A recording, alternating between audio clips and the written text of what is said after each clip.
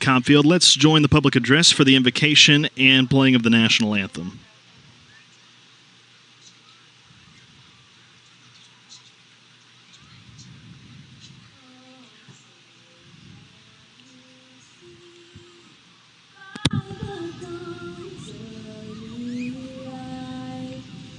So proudly we have at the twilight's last. Well, again, that's Lamar School here in Meridian, not Lamar Christian School, without a football team on that end. We've had a much longer travel distance as well. But, Drew, glad to be here, glad to be playing under the lights for another edition of Friday Night Football.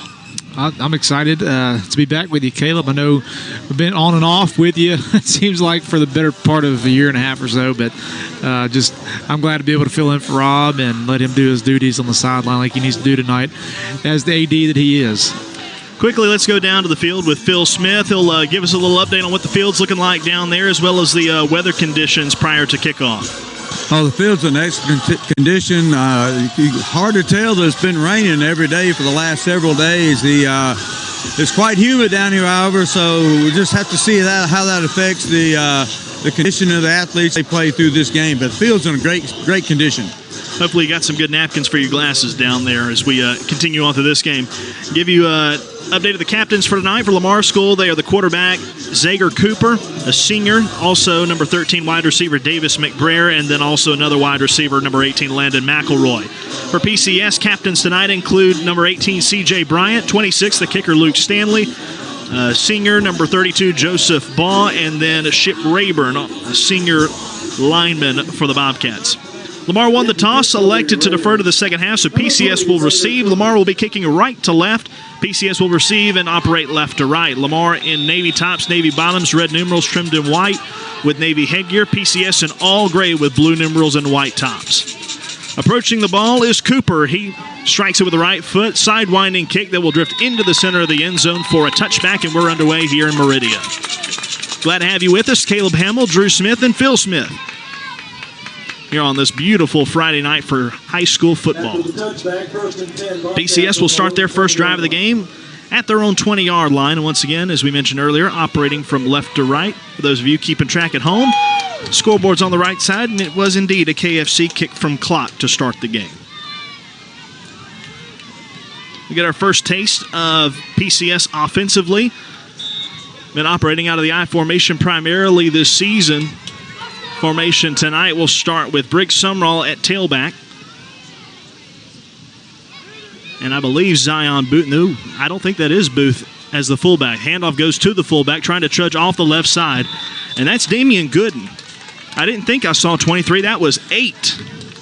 So Pookie gets the first carry of the ball game and trudges off the left side for a good 3 yards. That's a little different from the past several games. Having Pookie run a little bit out of the backfield. And I've been hearing a little practice report here about practice this week, and running was definitely the priority. And looks like that's for sure with Damian running it. Under center is Randolph. Again, Gooden, the fullback, they hand it to Summerall this time. Goes off left tackle. Trudges forward up near the 30-yard line. He's just a little short of the first down. He's actually short by almost 3 yards. He got tackled at the 27-yard line, and already there's a Raider that's down on the play on his hands and knees right there behind the 20 right now. And trying to get a number on him. Looks like it's 10. That would be Drew Mitchell, a sophomore. Unless it's an 18, and I'm just misreading it. But they're going to tend to him right now, and PCS is going to go on to the sideline. It's going to be 3rd down and 3 for the Bobcats once play resumes. So back-to-back plays of 3 to 4 yards for PCS. That one a 4-yard trudge for Briggs Sumrall. And they're going to get him up to his feet and move him off the field. That down Lamar Raider on the play. It was actually 18, not 10. That's Landon McElroy, one of those senior captains, defensive back for Lamar and Coach Mac Barnes. It's 3rd down and 3 for Peace. Break huddle now. Play clock at 19 and rolling. Game clock as well going down. Randolph Hands it off to Summerall, goes off left side. First down, Moore escapes the tackle. He's in the open field. 45, 50, 40. Can anybody catch him? No, sir-ree. Touchdown, Bobcats. Wow. I don't know if anybody saw that, and they'll probably see it here on the replay. But Pookie laid out a Lamar defender in that lead block position there out of the backfield, and he really sprung Briggs there on that run. And Briggs had one tackle to break. He did it, but great job of blocking and setting that lead block by Damian, and that really sprung that long run. Great job there. 73 yards for Summerall on that one play, a touchdown run. Snap back to McGee is good. The kick by Stanley is through the uprights, and PCS takes the early lead 7-0. 11:18 left in the first quarter. That's a Prestige Insurance Agency touchdown brought to us by our friends Brian Sinclair and Dalton Bradley. We'll be back in 30 seconds. This is PCS Bobcat Football. I'll come down to you. Why travel when you can now receive care locally? At Vital Care Infusion Services, we make your treatments painless by providing prescribed IV care in the comfort of your home. We accept most insurance providers, including Medicaid and Medicare.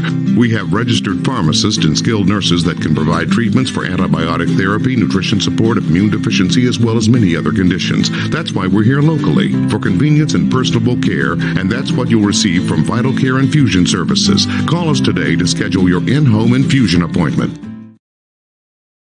42 seconds off the clock, 80 yards marched down the field in just 3 plays for PCS. Cap it off with a 73-yard touchdown run by Briggs Summerall. And Phil, what about it?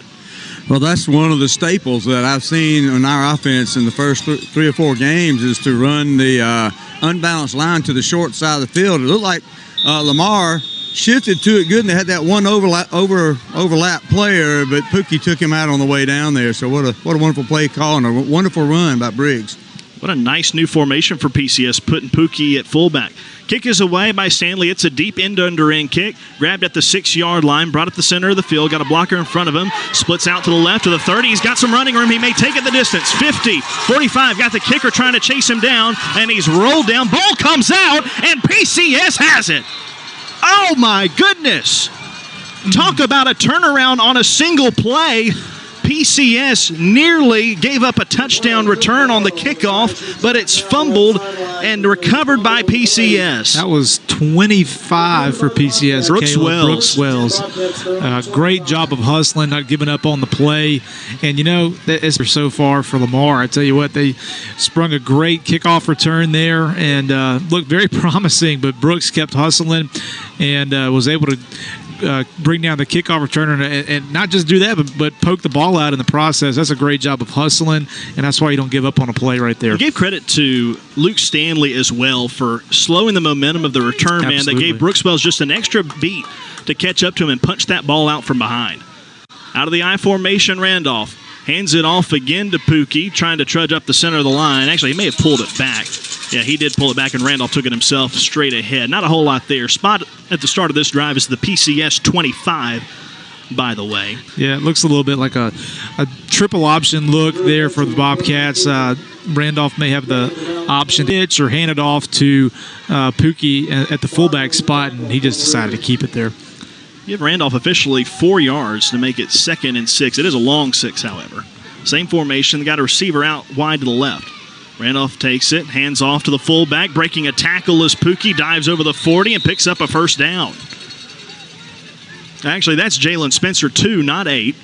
So Jalen Spencer gets a carry and picks up yardage for another PCS first down. Actually, the first down the Bobcats have had tonight. Yeah, looks like Coach Caldwell and Coach White are mixing it up with our fullback, keeping legs fresh. And I tell you what, we got so many big guys we can rotate in there. It's going to be hard for Lamar to stop that on a consistent basis tonight. Damian Gooden back in there at fullback. Booth attached to the right side of the line as a tight end. They hand it off to McNair, trudging off the right side, and a pile pushing it forward. They'll stop the forward progress, even though that pile was still going forward. They'll stop it at the 47 for about a gain of 6, as the spot was the 41.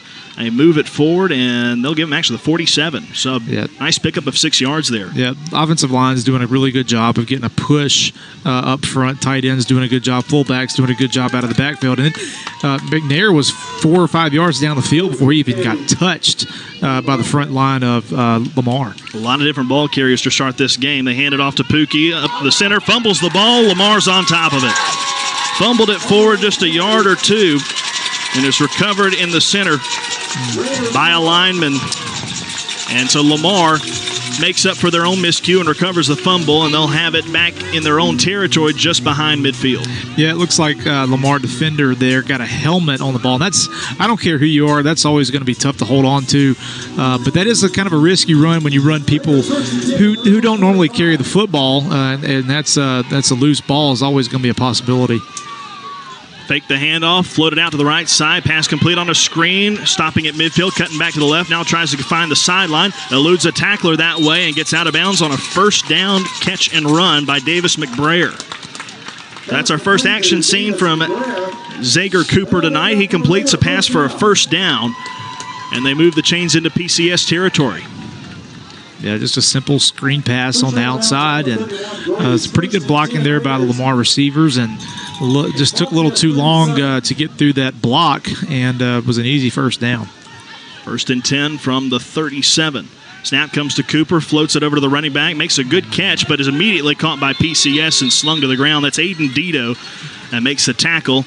Running back that time that caught it out of the backfield was Austin Acton, number 2 for Lamar. And he loses a lot of yardage right there, 4, maybe 5 yards. Great job by Dito of just getting loose of that block and getting a hand on the Lamar running back running out of the backfield. And I tell you, it looked really close to a face mask from up here, but a good job of just grabbing him up high and not going up any higher on that face mask. 3 wideouts to the right. Snap comes. Cooper steps up in the pocket in traffic, throws downfield, and it's incomplete. Looked like Kyle Sloan tried to high point that ball and possibly deflect it. It was intended down the left hashes for, I believe that may have been, who was that, 22 maybe? Believe so. Yeah, Ross Polizzi. Incompletion brings up 3rd down and 15. Well, in the previous weeks, you've seen teams really struggle to pass the football against our defense because of the defensive line being so strong and quick getting to the quarterback. Same thing there. Quarterback didn't have a whole lot of time. 1-by-2 receiver set. Cooper takes it. We have a pre-snap whistle and flag throw. So stop everything. Here on 3rd down and 15. Let's check the flag. Lamar may be backed up even further, or maybe it's against PCS. Offsides. Yep. So PCS will give them 5 yards, and it'll be back to 3rd down and 10 now.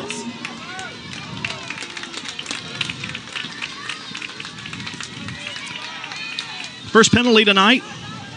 PCS gives them 5 yards, and it's actually 3rd and 11, so it was 3rd down and 16 prior maybe.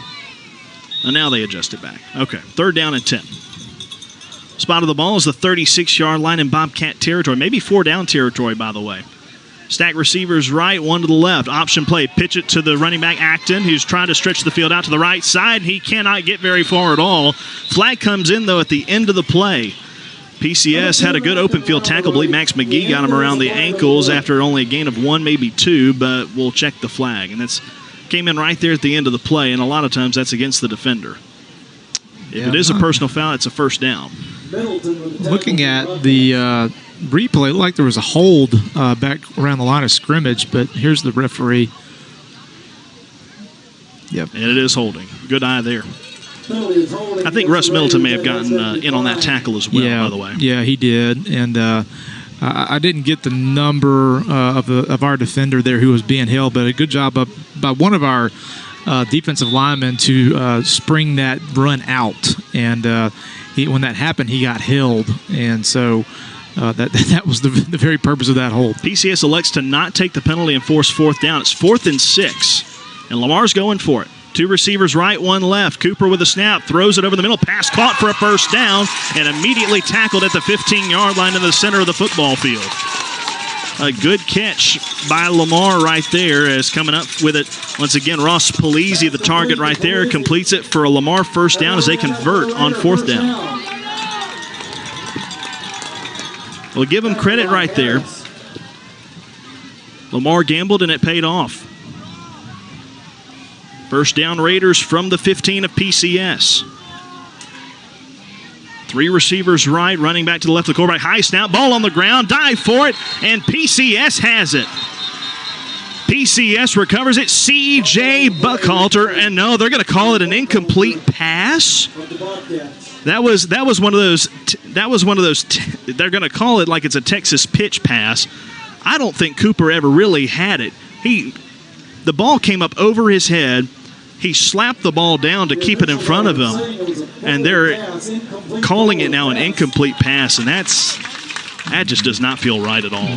No, according to the replay, it's definitely not the right call. Like you said, Caleb, the quarterback never had possession of the football to complete a pass. So he did attempt that motion, though. It's almost the 3rd fumble of the game, but instead it's an incompletion.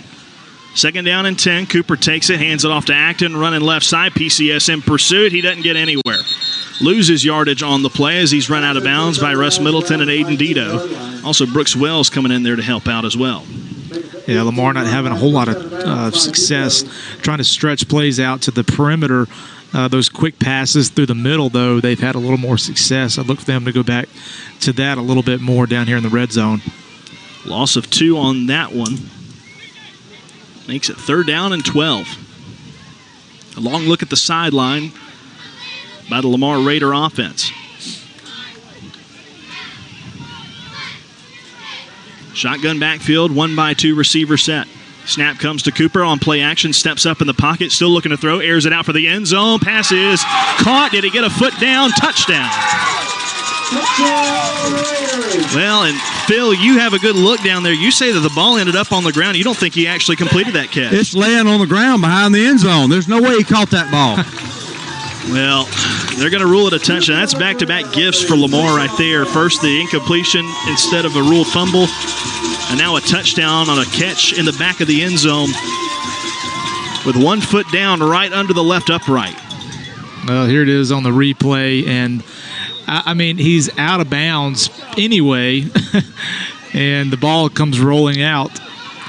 Snap comes. It's a line drive kick that doesn't clear the upright or clear the crossbar, so the extra point is no good. It's 7-6. PCS on top after that touchdown scored by Lamar. With 7:59 remaining in the first quarter, we'll take a timeout. Back in 30 seconds. This is PCS Bobcat Football. Best tailgate, brisket. No, real football y pollo asado. Hoops and wings. Dude, subs. Hot dogs. Chili dog. No, Dodger dog. It's gotta be crawfish. Now you're talking. Burgers. 7-layer dip. Ribs. No contest. Hummus. What? You need a hot grill. And ice cold Coke. Of course. Football and Coke. Come on. It's got to be Coke. Game day. Race day. Calls for Coke. You know it. Grab yourself a Coke. It's tailgate 101.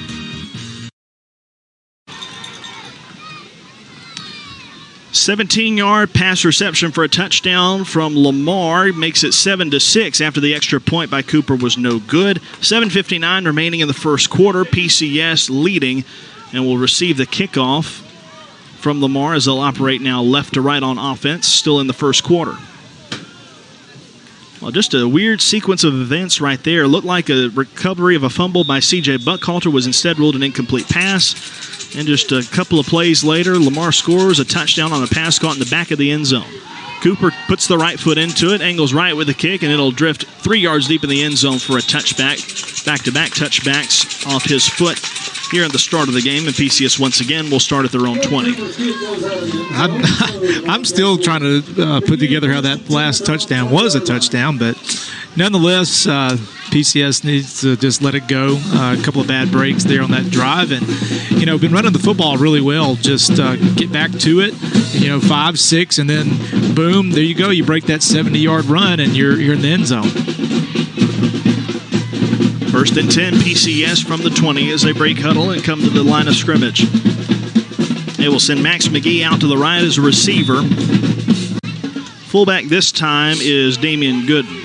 You almost don't even have to look at the number to know that. Brick Summerall, the tailback. Snap comes to Randolph, pitches it to Summerall, finds a spot off the right side of the line, trudges forward, turns the corner at the 30, and gets pushed out of bounds after picking up first down yardage.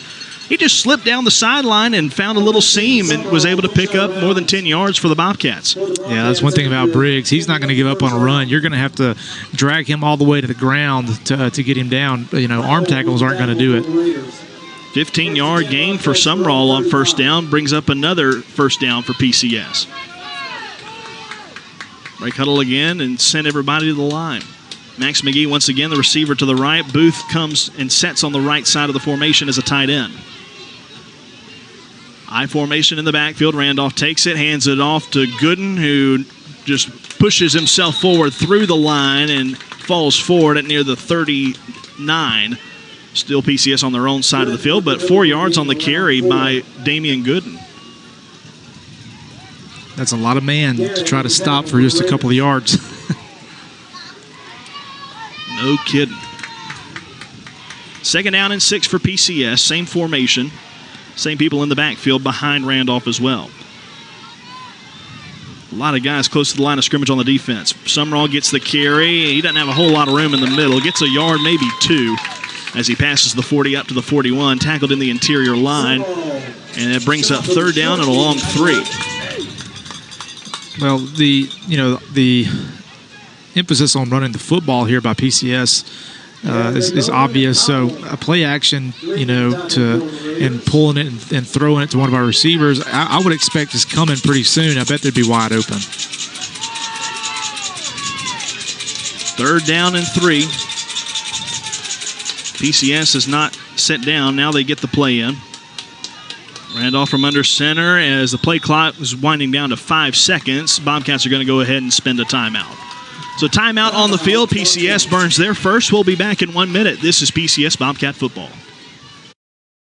Why travel when you can now receive care locally? At Vital Care Infusion Services, we make your treatments painless by providing prescribed IV care in the comfort of your home. We accept most insurance providers, including Medicaid and Medicare. We have registered pharmacists and skilled nurses that can provide treatments for antibiotic therapy, nutrition support, immune deficiency, as well as many other conditions. That's why we're here locally, for convenience and personable care, and that's what you'll receive from Vital Care Infusion Services. Call us today to schedule your in-home infusion appointment. My name is Nathan, and this is my Chick-fil-A success story. As a team member, I was blown away to receive a Chick-fil-A scholarship that helped me pay for grad school and achieve my dream job. And now I'm a physical therapist, and I get to do what I love every day, make an impact and help people get back to their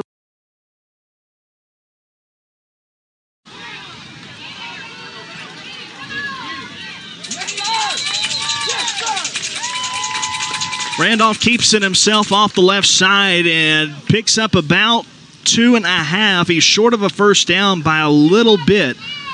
It does appear, or they may be measuring it. The tip of the ball is touching the 45, and I think that's all he needed. Yeah, they were able to give him that first down. I was about to say he got about 3 yards, and that's exactly how long the distance was between the line of scrimmage and first down mark. So Randolph, on his first carry tonight, picks up the 3 he needs and picks up a Bobcat first down. Yep, so far very consistent except for that 73-yard touchdown, 3 to 4 yards a pop. Out of the eye, Randolph wants to throw for the first time, throws it over the left side of the numbers. Pass is caught, I believe, by Max McGee. And so he'll pick up about 5 to the 50. Heat timeout, looks like, Caleb. Well, we just spent a timeout. We'll spend another right here. No team charge with this one. PCS leading 7-6 with 5:50 left in the first quarter. Heat timeout on the field. We'll take that timeout with them. Back in 60 seconds. This is PCS Bobcat Football.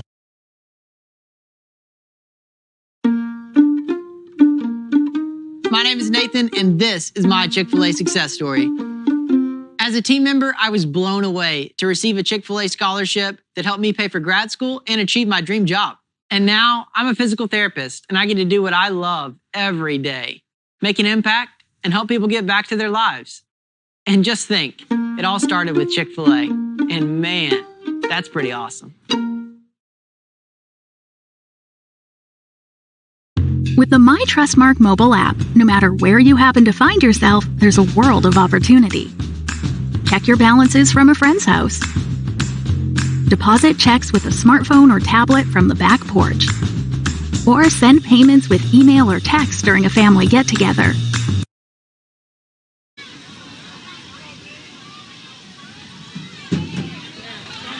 There's a touchdown. Oh, no. Sumrall gets the carry, goes off the left side. He's got plenty of room downfield and gets pushed out of bounds near the 25-yard line. A big carry and a first down for PCS. Yep, again, a good job on the left side of the offensive line of just springing open some big hole at the running back through a big hole. And I tell you, Briggs is having a big night due to some really good blocking on that side of the line. From the 27, Randolph trying to do it with his legs, looking maybe to throw. He's in trouble in the backfield, and he's going down. Looked like a broken play the whole way, and Randolph just trying to make something happen, ends up losing about 5 yards. Yeah, I think you're right there. Broken play and just trying to make something out of nothing. Obviously, got nothing. So he's pushed behind the line of scrimmage on first down to make it now second and about 15. Spot is the 29-yard line. PCS in Lamar territory now. Second down, they got Craig Johnson in there at tight end on the right side of the line. Booth in the slot left. Max McGee is a receiver left. Looking that way as Randolph to throw, airs it out, looking for McGee. Defensive back fell down, and Max McGee takes it in for a touchdown. Goodness, he made that look easy because the defender fell down that was covering him. He had all day to lean back and catch that one, and he could just trot into the end zone untouched. I tell you, that was a really good job of running that route by Max. He did a stop and go. That defender came up, bid on the stop, and he just took off and was wide open. And, the defender fell down, like Phil said, through the mic there because of that move. Great job. Snap is back for the extra point. The kick by Stanley is true, and PCS leads 14-6 with 4:43 left after a touchdown pass by Randolph to Max McGee. And PCS once again leads 14-6. We'll be back in 30 seconds with a kickoff. This is PCS Bobcat Football. HattiesburgApartments.com is the Pine Belt's leading source for the best apartments for rent in the market. A division of SVN, Southgate Realty, LLC, HattiesburgApartments.com offers over 20 apartment communities conveniently located throughout the Hattiesburg area. We make finding, renting, and living in Hattiesburg easy. With our round-the-clock emergency maintenance services, professionally certified staff, and countless amenities, you're always our priority. Visit us on the web at HattiesburgApartments.com and let us take care of you. An 8-play drive that goes 80 yards down the field after PCS once again started after a touchback at their own 20-yard line, and the Bobcats lead it 14-6. That touchdown brought to you by our friends at Prestige Insurance Agency in Oak Grove. 4:43 left in the first quarter. Bobcats leading 14-6. Kickoff coming as the ball's teed up at the 40-yard line by Luke Stanley. Lamar Raiders have 2 men back to return, standing at the 10-yard line. As Stanley approaches this one, short kick over the second line as they retreat to get it off one man's hand. Ball on the ground, diving in there is a Bobcat. Let's see who has it. PCS has it.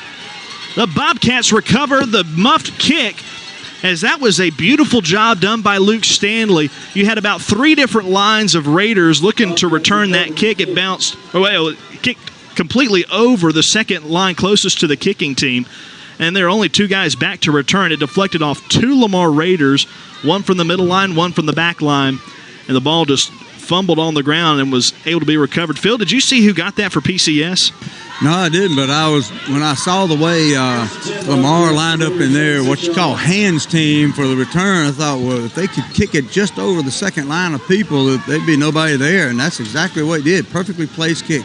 Spot is the 26. They're going to do a pitch to McNair, running left, trudges straight ahead after going off the left side of the line, picks up 5, maybe 6 yards.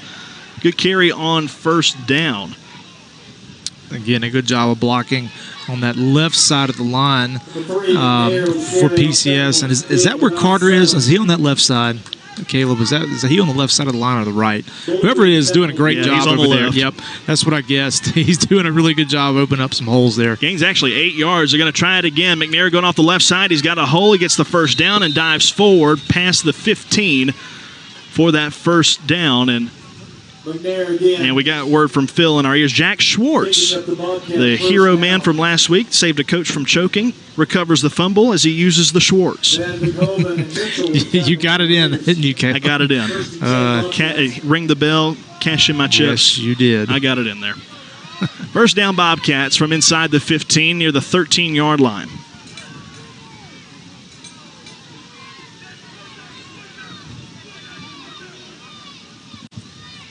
Long time waiting for the snap. Receiver out to the right for PCS. Fake the handoff to the fullback. Randolph tries to take it himself. I think the fullback was meant to carry that one. Randolph looked lost in the backfield. Yep. Just tries to take it up to the line of scrimmage for no gain.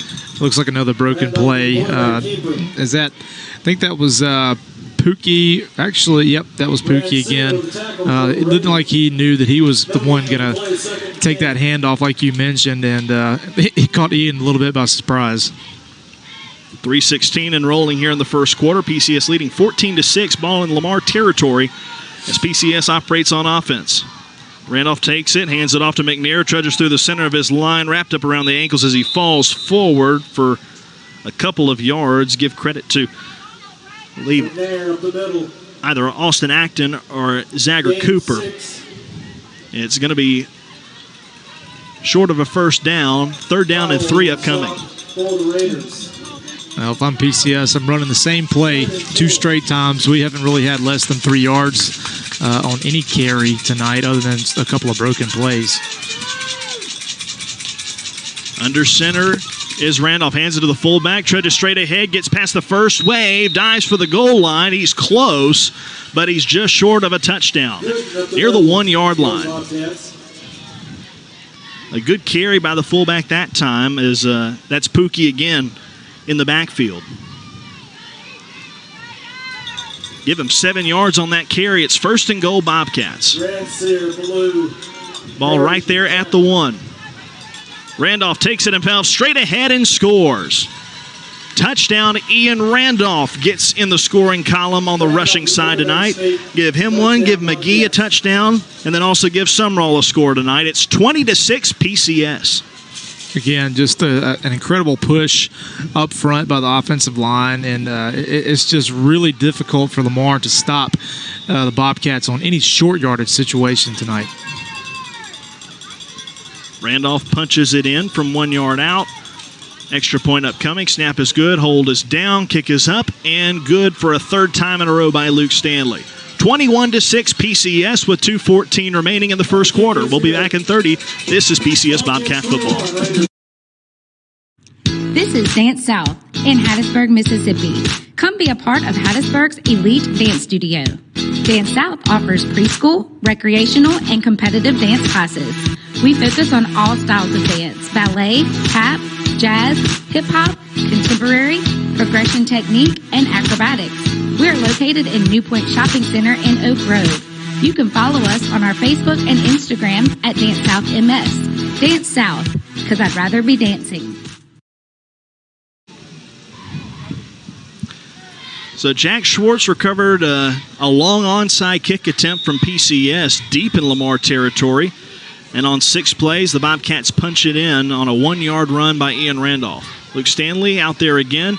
Kicks it on the ground, this time in onside style. Doesn't go the 10 yards and will go out of bounds for an illegal kick out of bounds. So Lamar will take it where the ball exits the field of play, as that one just didn't come off his foot quite the way he wanted to. Lamar had a completely different kick return formation that time, so the first style probably would not have worked as well the second go-around.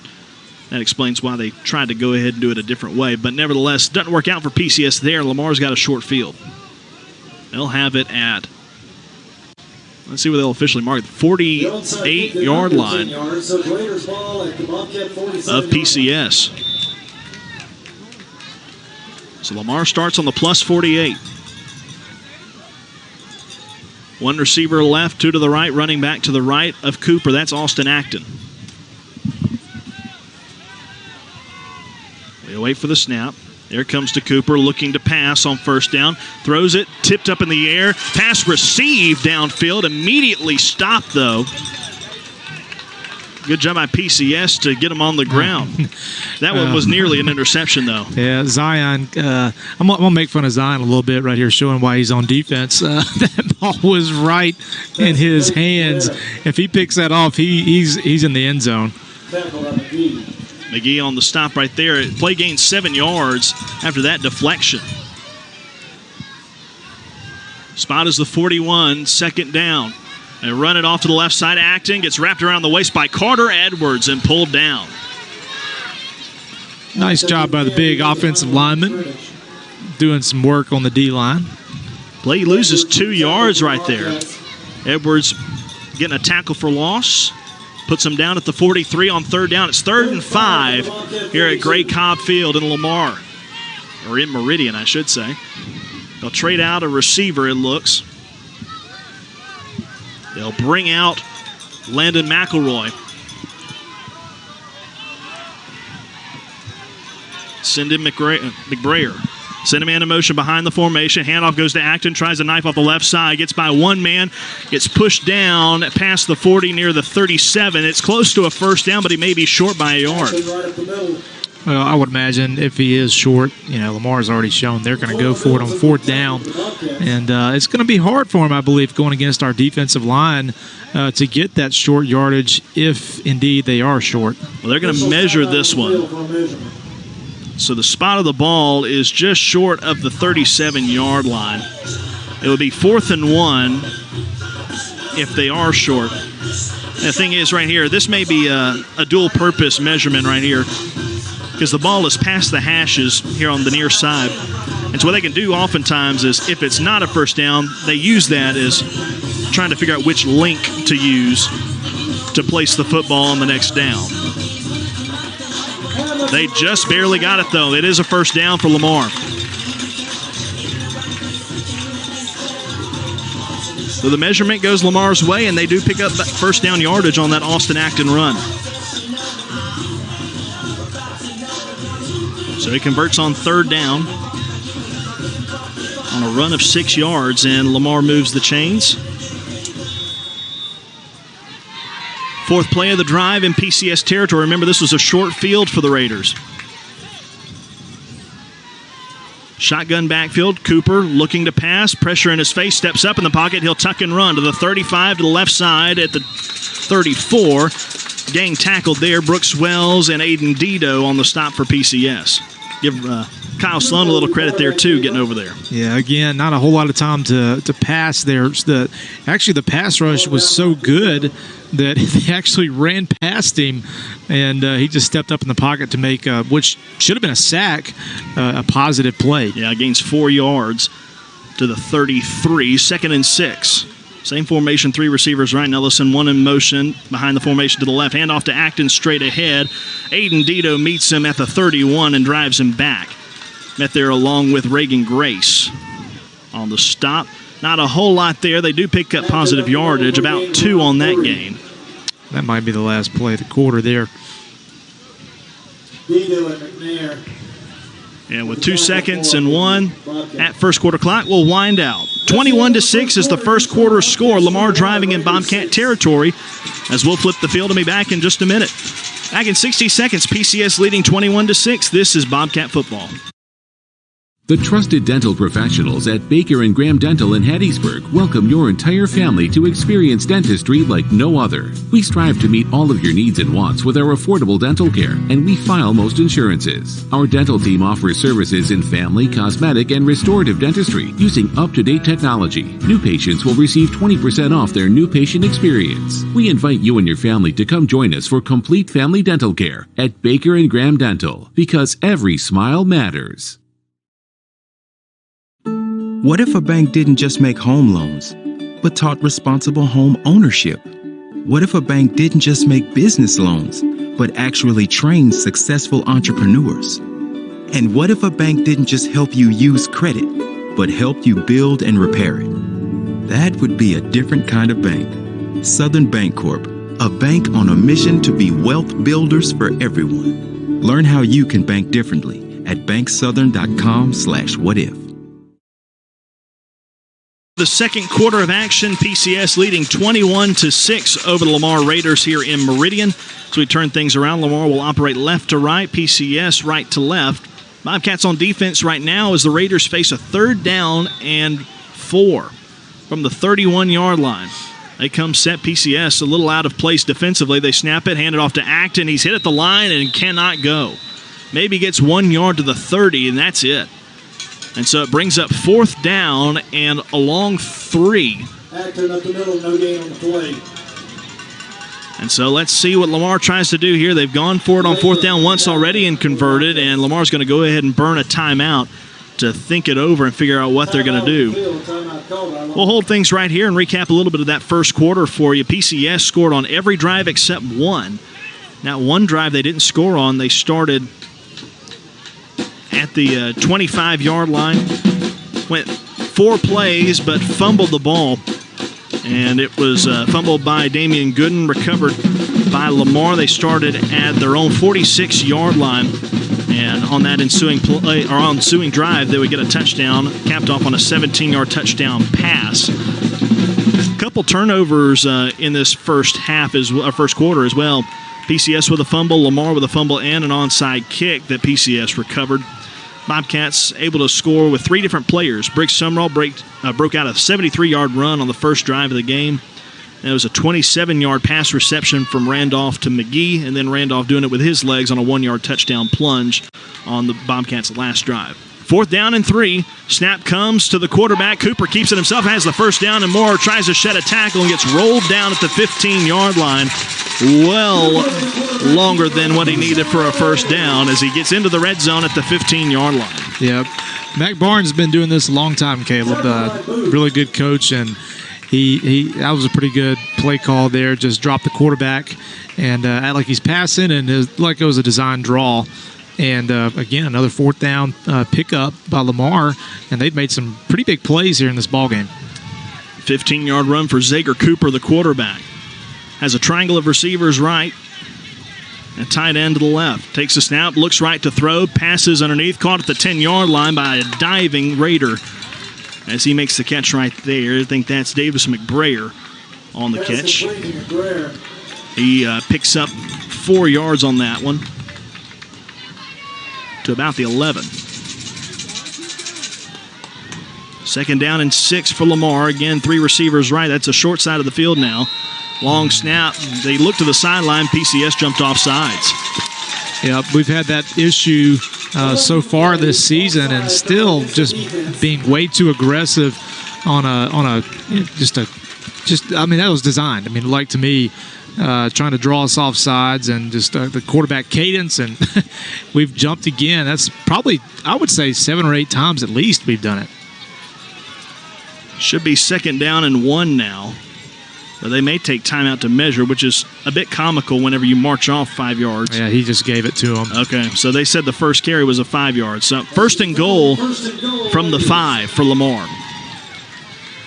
3 receivers right, running back behind the quarterback, hands it off to Acton, running straight ahead, gets tackled at the 3. Just a run straight ahead, not a whole lot there, as Ship Rayburn makes the stop for PCS. Yeah, here come Pookie and CJ back in. The short yardage situation down around the goal line. Going to have to do a good job. Looks like Lamar wants to keep it on the ground here. And so they've been getting a little bit of push against the Bobcat defensive line. Going to have a big stand here at about probably 3 plays in a row. This is 4 down territory. Gooden and Buckhalter check in. Grace and Webb Chain check out. Get a little extra beef in there. 2nd and goal from the 3. Handoff to Acton again. Straight ahead. Stood up at the 1. May not have even gotten to the 1. Maybe it's just the 2-yard line. But got met by a host of grade-clad Bobcats. You saw his momentum just stop on a dime. Looking at this referee come in from the side, I believe you're right. I think it's about this 2-yard line, 1.5. And again, it's going to take 2 plays here by the Bobcat defense. Cooper from the shotgun takes a snap, takes it himself off the left side, plunges forward, and he does not have it. Does not have it. He stopped off the left side of the line. Phil, you saw a pretty good tackle down there. Well, that's a wonderful tackle. He ran off the left guard there, and whoever that linebacker was on this side made just a tremendous hit right there, and he went straight down. Yep. So a couple times where a few Raiders have been stopped dead in their tracks as they make the first hit. They have not gotten past the first tackler that's faced them. That was Jalen Spencer, Caleb, that came down and made that tackle right at the 1.5, 2 yard line to stop what otherwise would have been a touchdown. Really good tackle there. Well, they've gotten about 1 yard on every carry here on this set of downs. Started at the 5, got 2 yards on a carry by Acton, then another one by Acton, only gained 1. Quarterback Cooper took it himself off the left side, gets to the 1. If PCS can keep them from getting 1 more yard, it'll be a turnover on downs. Coach Barnes and company spend their second timeout here in the first half, and they're talking about it. Last time Barnes took a timeout, it resulted in a big 15-yard gain by Cooper.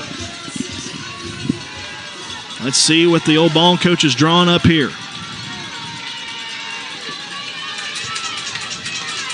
PCS still got a heavy package up front. Both Buckhalter and Gooden in the center of the line. Jalen Spencer lined up at left defensive end. Shotgun backfield. Acton to the left of the quarterback. Cooper wants to pass, looks left, flops it up, and it is caught for a touchdown. Found it in the back left of the end zone for a Raider touchdown. Yeah, really nice play call right there. Had the tight end just hold for a second like he was blocking and released him. That was I actually saw Gronk do that earlier this week or last week with the playing with Tom Brady. That was a very, very clever play call there. Quarterback looked like he was going to pass to the running back. Like I said, tight end releases. He's wide open. Nobody's around him. So the touchdown registered to Lamar. It's 21-12, and they will line up for a 2-point conversion here. 3 receivers to the right, running back to the right of the quarterback as well. Cooper takes it, fakes left, goes back right, throws towards the end zone. The pass is incomplete. Hit the receiver's hands, but good job covering by Russ Middleton to pop him and knock that ball free. And so the 2-point conversion unsuccessful. It's 21-12 PCS with 9:22 left in the second quarter. We'll be right back in 30 seconds. This is PCS Bobcat Football. This is Dance South in Hattiesburg, Mississippi. Come be a part of Hattiesburg's elite dance studio. Dance South offers preschool, recreational, and competitive dance classes. We focus on all styles of dance: ballet, tap, jazz, hip-hop, contemporary, progression technique, and acrobatics. We are located in New Point Shopping Center in Oak Grove. You can follow us on our Facebook and Instagram at Dance South MS. Dance South, because I'd rather be dancing. Christian Chambers gets the touchdown score for Lamar, and PCS still leads in the game 21-12, and it is a 2-possession game as the deficit for Lamar is 9 points. Cooper's got the ball teed up slightly to the right side of his 40, puts the right foot into it, and this one will not drift into the end zone. It's taken at the 3 by Miles Harris. Trudges to the middle of the field at the 20, angles right, 22. Trying to find the edge, 25-30, 35-40. Sheds a tackle as he's pushed out of bounds just shy of midfield. Makes it all the way to the 40 where they will mark him out. And so a big return right there, about 37 yards for Miles Harris on that return. Yeah, good job by Miles of making our field a little bit shorter, getting it up to the 40-yard line. And, you know, the 2 scores by Lamar, we've just given them short fields, whether off a turnover or the bad kick on the kickoff last time. So nice to return the favor a little bit and shorten our field. 9:10 left to go in the second quarter. PCS leading 21-12. And a penalty marker is down behind the PCS offensive formation. No way that could be delay a game. We just ran on the field. They're going to say illegal substitution on PCS. I don't think I saw 12 men in formation. Maybe they broke huddle with an extra guy.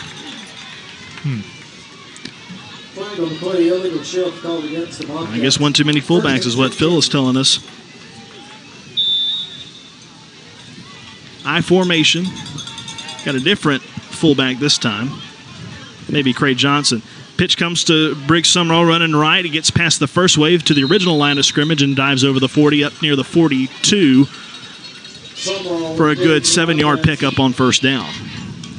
Just going back to that penalty, we're just our penalties and our miscues are just what's keeping Lamar in the game a little bit. Like I said, short fields, fumbles, penalties.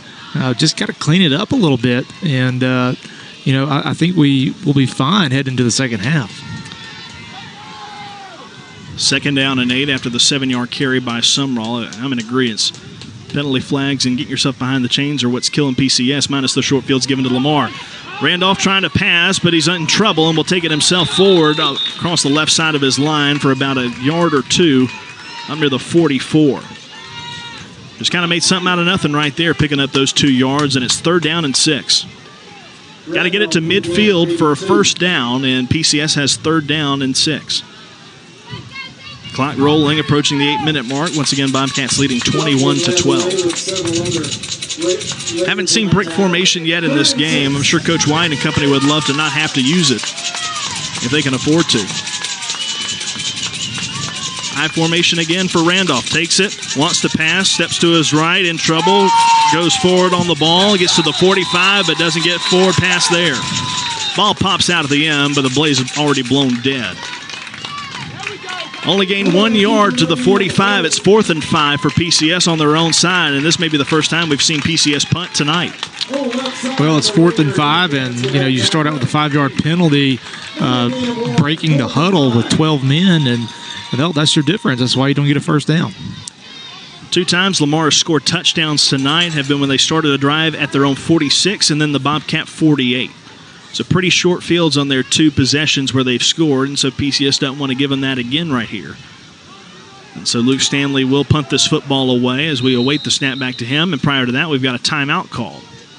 A timeout by PCS, second one of this half, and comes at an odd time right here with 7:01 to go. We'll be back in 30 seconds. PCS leading 21-12. On the other side, we'll have a punt formation, we think, coming up. This is PCS Bobcat Football. Why travel when you can now receive care locally? At Vital Care Infusion Services, we make your treatments painless by providing prescribed IV care in the comfort of your home. We accept most insurance providers, including Medicaid and Medicare. We have registered pharmacists and skilled nurses that can provide treatments for antibiotic therapy, nutrition support, immune deficiency, as well as many other conditions. That's why we're here locally, for convenience and personable care, and that's what you'll receive from Vital Care Infusion Services. Call us today to schedule your in-home infusion appointment. PCS would need 5 yards to get a first down, but they're in their own territory at the 45 as it stands right now, and the punt formation will come back out onto the field. PCS does have 1 fake punt so far this season and resulted in a first down.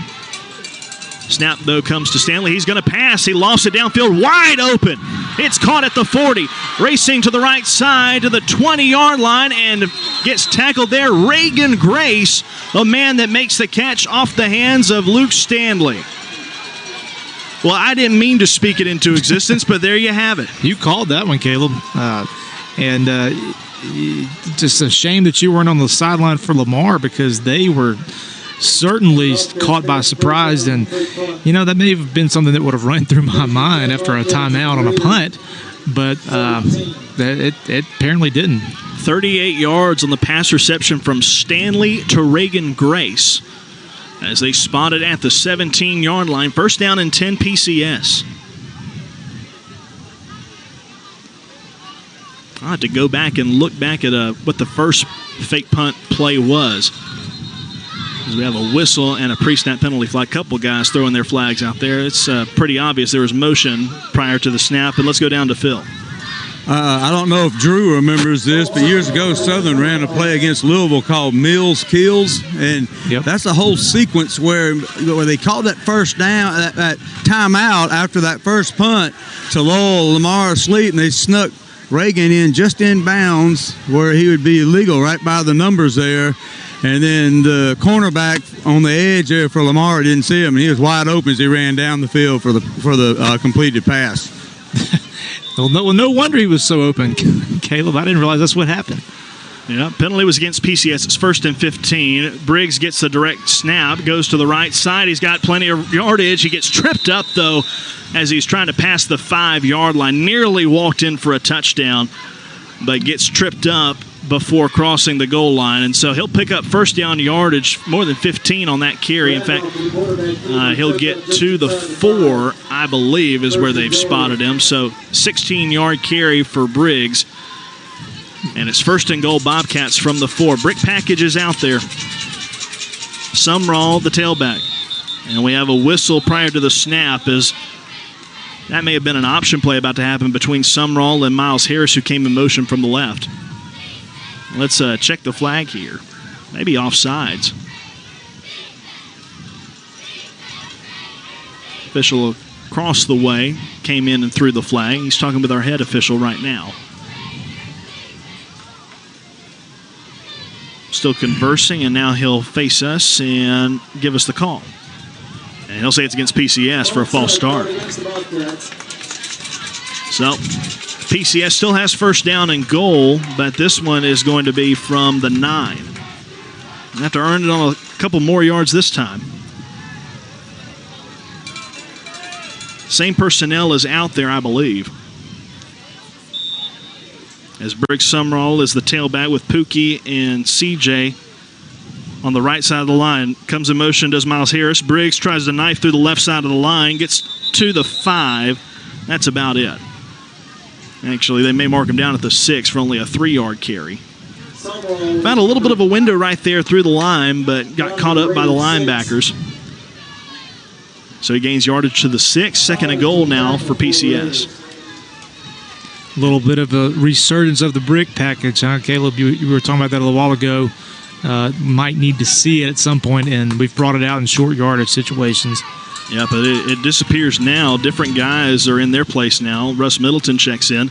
Snap comes. Pitch comes to Miles Harris. Running to the right side. Gets to the 5. Tries to stiff arm a man, but it's a good open field tackle. Good job wrapping up around the 5-yard line by Lamar right there on the right sideline. Wesley Brent is the one for Lamar that makes the stop and forces a 3rd down and 5 for PCS.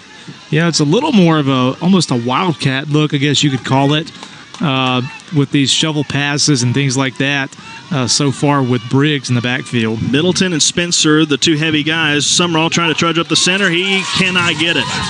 Tries to get turned around and back his way in, but doesn't even get really to the 5-yard line. It's 4th down and 5 for PCS, and I'm not sure if the offense will stay out or if they'll bring on the kicking unit. Looks like they're going to send back out Buckhalter and Pookie, but also I think I see Luke Stanley coming out. Yeah, Stanley's coming out for the field goal, it looks like. Yeah, so Pookie and Buckhalter are just in there, at least it appears right now, as blocking men on the line. Got to give credit to Lamar. We were gashing them 3, 4, 5, hitting them on some big runs, and they really locked up right there on the defensive line a couple plays in a row. It's a 22-yarder. Snap is good. Hold is good. Kick away is good. So Stanley puts through a 22-yard field goal to expand on the PCS lead. Come up short on a touchdown, but add points to the board to make it 24-12, doubling the Lamar score with 4:42 left. Although I got to think right now for Lamar, that's you almost got to count that as a win right there defensively. Oh, absolutely. I mean, we were just running it with ease, really, especially the first quarter. And even on that drive, Briggs had a couple of good runs, and we get it down there inside the 10-yard line, and again, what do? Get a false start. So, just again, really, give Lamar credit, not trying to take that away from them, because I think they've done a better job on the defensive line lately. But again, we stepped on our own feet with that penalty inside the 5-yard line. So instead of a touchdown drive, it ends with a field goal by Luke Stanley, who comes back out to kick this one away to Lamar from right to left. Approaches the ball, puts the right foot into it. This is a deep kick. Angling to the right. It's grabbed at the 12-yard line. Brought along the left side numbers. Now angling right to the 20. Sheds one tackle at the 22. Takes it straight ahead to the 27. Gets stood up by a wall of gray jerseys after returning it for a handful of yards. For Lamar that time, that was Trip Morrow on the kickoff return. So Lamar stands behind their own 30 at the 27-yard line to start this drive. So far, they haven't had much success when they've had to start on that end of the field. It's just been the short yardage situations where they've really succeeded. 4:31 on the second quarter clock. PCS leading 24-12. Run straight ahead. Not a whole lot there as that one gets taken up to the 30 for about a 2, maybe 3-yard gain on first down.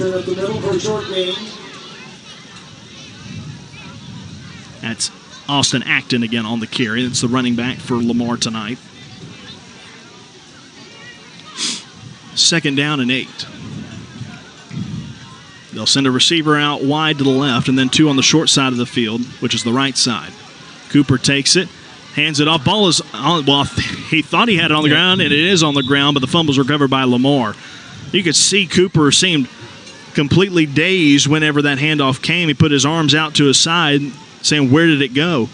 But luckily for his team, the folks in the Navy jerseys were the first on top of the ball. Yeah, it looked like it caught PCS a little bit by surprise, too, that it was on the ground. And luckily it came right back to Lamar, offensive lineman. 3rd down and 8. Cooper wants to pass, has time in the pocket, floats it out to the right side, incomplete. Bobbled as Max McGee was in coverage right there, guarding Davis McBrayer on the near side. Pass is broken up, and it brings up 4th down and 8. A little hesitation there. You kind of wondered if they were going to go for it on 4th down there. That would have really been a gamble, but here comes the punt unit. And, hey, talking about fakes, Lamar, they don't have much to lose, starting out 0-4 on the season, and I would be very wary of one here by Mac Barnes. Why not in this game right here? Down 12 right now, back to 2 possessions. Cooper is the quarterback, doubles as the punter. High snap to him, he pulls it down, gets the kick. It's a boomer. High into the air, good hang time. It will bounce at the 35. Max McGee went forward for it, and it's touched by Lamar at the 37. Downfield, and so PCS will take over. Nobody in gray jerseys touched it as it's down by Connor Shirley of Lamar. And so PCS takes over 1st down and 10 on their own side of the field with 3:18 left in this first half. PCS once again leading 24-12. And Drew, just kind of thinking out loud right here. You're always appreciative of a lead in a ball game, but I don't mean to sell Lamar short and being 0-4 to start the season, but you almost feel like you should be up by more at this point. Oh, for sure. And it's all because of our mistakes, simply put. And, but we're in a good position here, shorter field, 3:18 left. Got plenty of time to put in for the halftime. 1st and 10 Bobcats from the 37. Randolph takes it, pitches it to the right side. McNair tries to take it forward off the right side. Not a whole lot there as he plunges forward for about a yard or 2 on 1st down.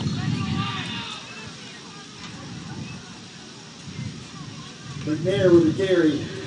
No gain on the play. Actually, they're going to call him for no gain. I thought he got 2 yards. Foul on the side for the Raiders. So they'll mark him down at the 37 for no gain. 2nd and 10. Late check in there from Lamar on defense. Randolph from underneath center. Craig Johnson, the fullback. Handoff goes to McNair off the right side. Follows the lead block on the fullback. Johnson picks up about 4 out across the 40 to the 41. Actually, they'll mark him down at the 40, so it's only 3 yards, and it makes it a little bit longer of a 3rd down. And not to act weird in math, but 3rd down and 6 feels a lot shorter than 3rd and 7. Well, Lamar's bringing their defensive backs down into the backfield to help stop the run now, and that's why we're struggling. So I would look at some point for a quick pass out to a wide receiver on that when they do that. Well, now Randolph wants to throws it to the right side, complete. I don't know if he got a 1st down. They are going to mark him short. McGee caught it right down there at the 1st down mark, or just before it, got pushed back, and his forward progress is stopped a yard shy. And as close to midfield as they are, it's 4th and a half yard. McNair is still out there, as is Jalen Spencer now operating at fullback. Randolph is still the quarterback there, so not the brick formation this time, although those guys are standing by. PCS, Ringwald only has one timeout left, so they're going to have to probably run with this formation right here. Randolph underneath center, barking out his orders, backs up, trying to draw him off sides. 4 seconds on the play clock, and PCS will burn that third and final timeout. Timeout, Bobcats. 4th down and 1 right here, Drew, as the attempt to draw Lamar off sides fails right there. Do you think this means they'll turn things around and bring out the punting unit again? I don't. I believe that they were trying to play it safe there and draw them off sides first. And now I think Coach White will probably be a little more aggressive. If I'm him, I'm handing it to my man Pookie. I mean, I just don't see Lamar stopping him for less than a half yard. I just don't see it. Now, it's easy for me to sit here in this chair and say that because I'm not coaching them, but that's what I would do, and I think that would be a pretty high percentage play. Well, they're not going to have Pookie out there. It's going to be Jalen Spencer at fullback and McNair at tailback. Randolph still in there as the quarterback. And a whistle sounds, and they're going to call a false start on PCS or what? I didn't see anybody move, and I'm looking right down the line. Phil, I don't know if you saw movement or what. I didn't. It's getting comical. They haven't officially signaled anything, but the official from across the way looked like he was trying to signal in a false start. Oh, they're going to wave it off. Okay, that did not seem like a false start at all. And I know I'm biased from a PCS perspective, but I'm staring through binoculars right down the center of the line and saw nothing. So same formation. Snap comes to Randolph, hands it to Spencer. He gets the first down, trudging forward, dives over the 50-yard line and into Lamar territory at the 47. Spencer carries it for PCS, and the gamble pays off. And I got to be honest, Drew, I was not of that same mindset of going for it right there, but it pays off. 1st and 10. Bobcats go hurry up. Pitch it to McNair, running right. Sheds a tackle behind the line. Stays on his feet out to the right. Sheds another one. He's open. And finally, no, he's gone. 10 sheds another tackle to the 5 and finally gets brought down around the ankles. He shed 2 different would-be tacklers along the way. One 5 yards beyond the line of scrimmage and another one downfield. A couple times he thought he was down, but he was not out. He makes it all the way to the 5-yard line on a big-time carry. Actually, 3 shed tackles there by Jalen. That was a great run, just determined to break them. And PCS is in good position now. A 43-yard run for Damian McNair right there. Out of the I formation. Randolph takes it, hands it off to Spencer, bounces off the line, tries to go right, and will just try to fall forward. They stop his forward progress after he was about to escape, cutting back to his left, but not much there. In fact, no gain on the play. So Spencer stopped at the 5 for nothing. It'll bring up 2nd and goal. And now Damian Gooden is back in the game. He'll be the fullback now with McNair as the tailback. Saw a lot of good running from McNair last week against Hartfield. Not enough for the Bobcats to win. McNair gets a carry right here, stops at the right side of the line, then tries to trudge forward and gets stood up once again at the 5. So again, PCS stopped for not a lot there. He'll gain 1 yard to the 4. McNair gets maybe 1. And so this is 3rd down and goal from the 4 with 21 seconds left. Clock rolling. PCS cannot stop on a timeout. Lamar with a late checkout of a defenseman. And so they're going to have to burn this timeout, which gives PCS a little bit extra time. And with 19.8, if you're going for a touchdown, you almost have 2 schools of thought. Either it's touchdown or bust right here on this one play, or maybe you try a pass play, and that way the clock can stop and you can have one more try at it. Well, I'll tell you, in the first quarter, I would have said we run the ball up the middle, no doubt, because Lamar was just we were gashing them for 4 or 5, yards per carry, and somewhere along the way that has changed, and they have really either they have adjusted really well or something has changed, and we're really struggling to get off the ball. Well, here Lamar has to burn that timeout, and I say advantage PCS right there because that gives Coach White and company time to draw up something right here on 3rd down with 19-plus seconds left in this first half. And so I would have loved to see a brick formation counter type play, which has worked for a good couple of yards just about against anybody. But we'll see what they go with here. Randolph operates under center, drops back to pass, lofts it up, pass deflected at the line. Incomplete. Give credit to J.P. Powell for Lamar for batting that one down back in Ian Randolph's face. 5 seconds come off the clock. It's 14.4 remaining. And the brick package, I think, is coming out unless they're going to kick this one. Yep, they are going to kick it. So that is Stanley that comes out with Gooden and Buckhalter. Sometimes you just see that size and assume brick formation. 2020 is ringing in my head right now.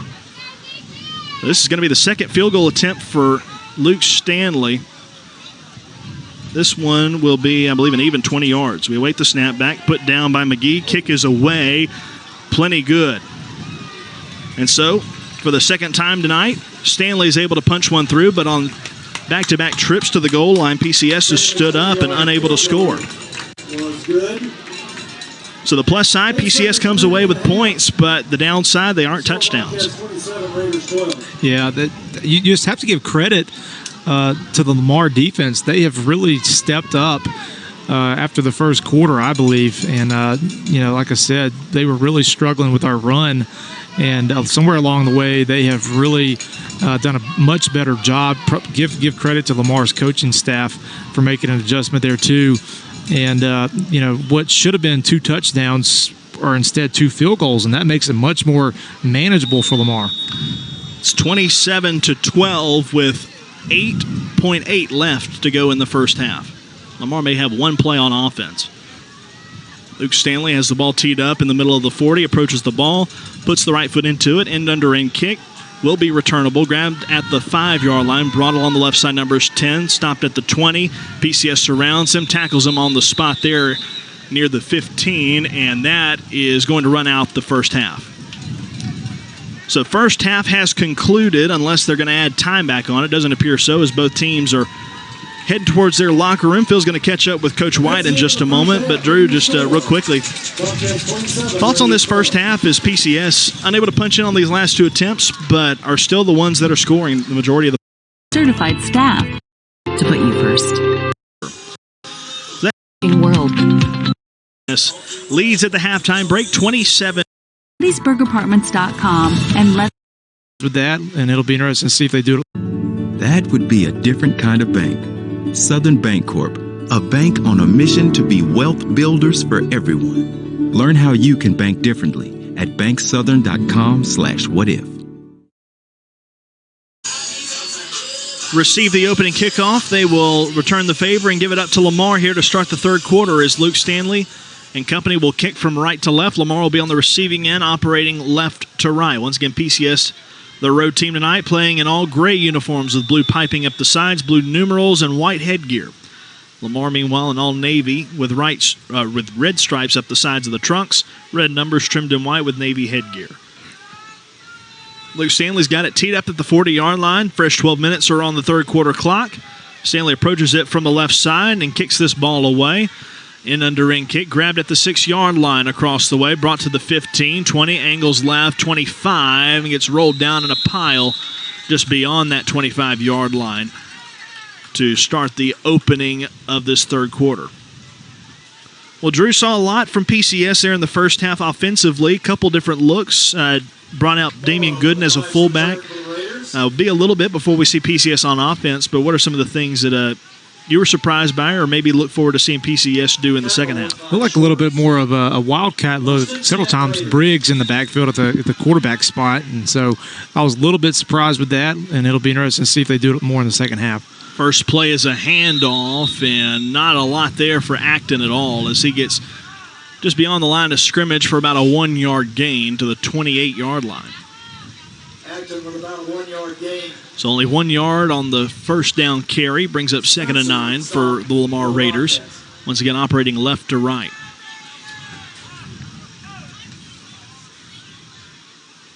PCS leading 27-12. Snap comes to Cooper, wanting to throw. Pressure comes, gets it away, bobbled and incomplete. McBrayer got hit right in the hands near the 35-yard line. Wouldn't have been enough for a first down, but he drops it and it's incomplete. Yeah, Kyle Sloan came on a beeline right down to the quarterback and made him have to get rid of it really quick. And Max McGee, with the pressure on the outside on the receiver, not much chance of completing that pass. So puts Lamar here in 3rd and long. 3rd and 9 after the incompletion. 2 receivers right, 1 left, and a man jumps in the neutral zone for Lamar. That was the left tackle that time. Or left tight end, excuse me, Connor Shirley. Flag on the play. That jumped off sides right there, or jumped into the neutral zone to bring up a false start. So that puts Lamar behind the chains to start this 3rd quarter. It's 3rd down now and 14. Yeah, not too many penalties on Lamar in the first half. Not at all. Mainly the issues they had were holding on to the football, so that's a little bit of a change here in the second half. Running back to the right of Cooper. Acton will get the carry. No, actually, it's a play-action fake. Now tries to throw it long over the middle. Pass is incomplete. Trying to high point the ball was Polizzi, and the pass is incomplete. Had to jump up for it, went off his fingertips, and went harmlessly to the ground behind him. And so the incompletion brings up 4th down. Good job by CJ applying some pressure there on the quarterback, and again, making him have to scramble and getting rid of it a little quicker than he would have liked. And a good 3 and out here by the Bobcat defense to start the second half. Miles Harris and Max McGee back to return this punt off the foot of the quarterback, Zager Cooper. Good snap to him at the bell. Gets this one away. High hang time. Grabbed by McGee at the 39. Gets a block from Miles Harris to midfield. Tries a reverse field going back to the right. Flag comes in as he's tackled back behind midfield at the 48. But we'll check the flag and see what this one's about. Usually in the vicinity of an illegal block. Yeah, a little laundry on the field. I think that was a block in the back there, right around the 45-yard line against the Bobcats. So we'll check it and see exactly what's happened here. But PCS will have the ball. Let's see. Yep, illegal block in the back. So they'll have it 10 yards from the spot of that foul, which is flag is placed at the 48. They'll put it at the 38. And PCS will have okay field position, not as far back as they've started a couple times tonight. But start from their own 38. Yeah, seems like we've started actually several times around the 38, 39-yard line and have really moved the football, but the past couple times we got the ball down in the red zone and even inside the 10-yard line and just stalled and had to settle for field goals. Clock showing 10:56 to go here in the 3rd quarter. As PCS will now operate on offense. Snap comes, Randolph wants to throw, has time in the pocket, now is caught from behind and dropped. Pocket had room, but then began to collapse, and the tackle's made from behind on Randolph, and Lamar gets another sack and forces a 2nd down and 12. Yeah, a little bit of a slow developing play there.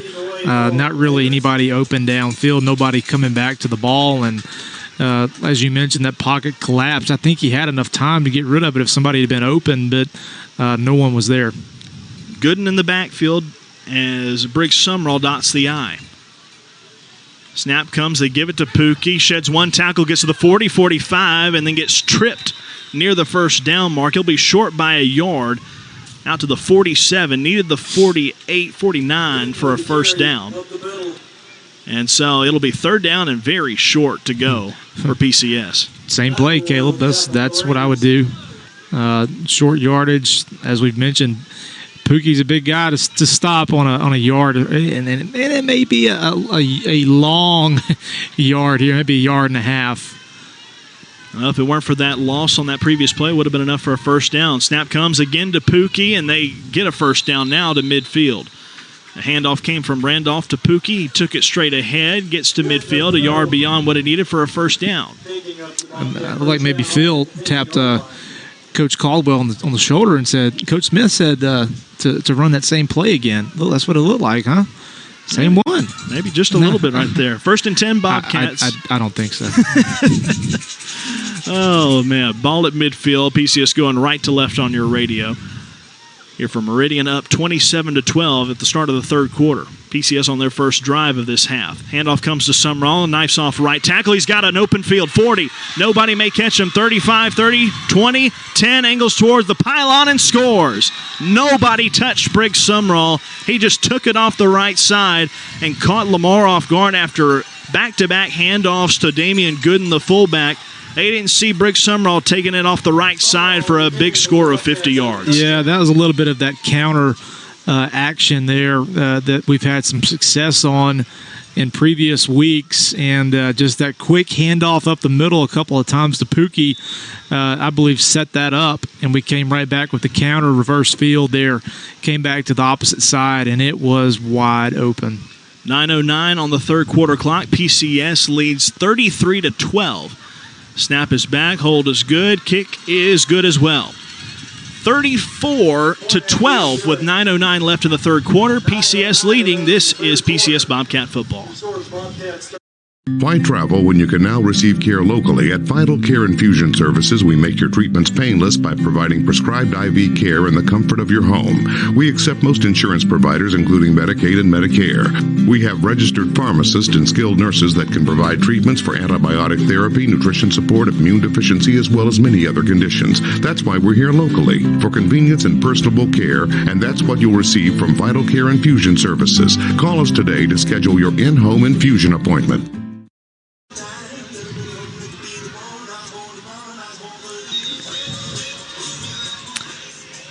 Back from Gray Cobb Field, PCS leading 34-12 with 9:09 left in the third quarter. Four-play, 62-yard drive. This is an onside kick, high pooch kick that is grabbed by Lamar at the 45 and dropped immediately where he caught that. Actually, they'll give him the 46. So somewhat of a shorter field for Lamar on their second drive of this second half, but it's still behind midfield. So, Coach White and company not shying away from the onside kick attempts in this game. You know he's not going to do that. that's kind of his bread and butter. One of the things he's known for, and hey, he's had a whole lot of success doing it since he's been here. So why not? First and 10, Lamar from the 46. On their own side, three receivers right, running back to the right of the quarterback as well. On play action, they floated out to the right, complete to McBrayer at the 45. Tries to dance for a block. Still on his feet, trying to reverse field near midfield. Went east and west for about 10 seconds and got nowhere as PCS finally surrounds him and drops him right behind the midfield stripe after a gain of 4 out to the 50. So McBrayer just looking to try to find some kind of hole and spend an eternity right there along the near boundary at the 50-yard line, trying to find some kind of seam and never found one. Second down, and they'll call it 6. Two receivers right, one spread wide to the left. Snap comes to Cooper, looks right to throw, pumps once, races out to the right, flushed out of the pocket, tries to pitch it, and that ball is fought for, nearly intercepted. Dito nearly had it at the 45. It was a fight with him, and I think the receiver, Connor Shirley, the tight end, was able to rip it out of his clutches as Shirley was out of bounds. Dito still had feet inbounds. That was nearly a big takeaway by PCS. Well, the quarterback actually may have been past the line of scrimmage. It was very close. You can see here on the replay, the referee actually has to run out of the way, and he released the football right from the 40. It was close. It was very close. Third down and 7 ball at midfield. Snap comes to Cooper. He wants to throw again. Looks over the middle. Floats it downfield. And the pass is caught. He escapes the tackle. Rolls out of it near the 20. And finally PCS catches back up with him at the 15-yard line. But Lamar converts a third down and gets into the red zone. A big catch by the tight end Shirley that time. Or excuse me, that was a different receiver that time. Not sure who they just said on the PA. It wasn't Shirley, though. Nevertheless, it's a first down for Lamar. Yeah, really, really nice pass there by Cooper. I think he's a very solid quarterback, and when he has time, he can make a throw. Receiver just kind of got behind the defense and was able to make that catch. 1-by-2 receiver set on play action. Cooper looks to air it out up the right side. He's got a man down there, dives, and can't come up with the ball. was angling towards the right pylon, dives, and McBrayer kind of had the breath knocked out of him momentarily as McGee was in coverage. Incompletion makes it 2nd down and 10. Ball is at the Bobcat 16-yard line. Yeah, good attempt there by McBrayer, laying his body out to try to catch that ball. Just a little bit too much juice on that one from Cooper, but a little bit more in bounds, and I think that's a touchdown. Again, they're going to throw it this time complete to the running back out of the backfield. Gets up near the 16. Not a whole lot there. In fact, I don't think they're going to give him a gain at all as Austin Acton caught the pass out of the backfield. Maybe gains 1 yard up to the 15, but that's it. Makes it 3rd down and 9. Well, PCS defensively, minus that big play, has stopped Lamar fairly well here in the second half. Just got to keep the big plays from happening. All the receivers are on the right side. That's the short side of the field here on 3rd down and 9. Acton will move from right to the left side of the quarterback. And now we'll go out wide to the left as a receiver. Empty backfield. He looks that way. Now turns back to the right. Now looks back over the middle. Pass thrown. Pass too far in front of the diving receiver. Caleb, that was the same play that Lamar scored down here earlier on that 4th down, if you'll remember, on the 4th and 1, where the quarterback looks at the running back running out of the backfield and looks after that at the tight end going at the end zone. This time PCS picked it up. Much better job. Timeout called by Mac Barnes and the Lamar Raiders. We'll take that one with them. 4th down upcoming back in 30 seconds. This is PCS Bobcat Football. My name is Nathan, and this is my Chick-fil-A success story. As a team member, I was blown away to receive a Chick-fil-A scholarship that helped me pay for grad school and achieve my dream job. And now I'm a physical therapist, and I get to do what I love every day, make an impact and help people get back to their lives. And just think, it all started with Chick-fil-A. And man, that's pretty awesome.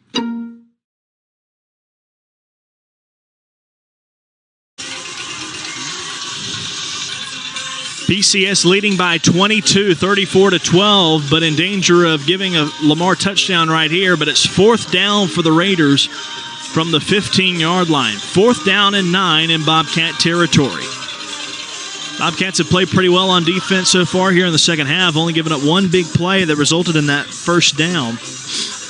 A gain of 34 yards on a pass completion. On 4th and 9, they'll go for it. 3 receivers to the right. A running back to the left will now come out of the backfield as a receiver.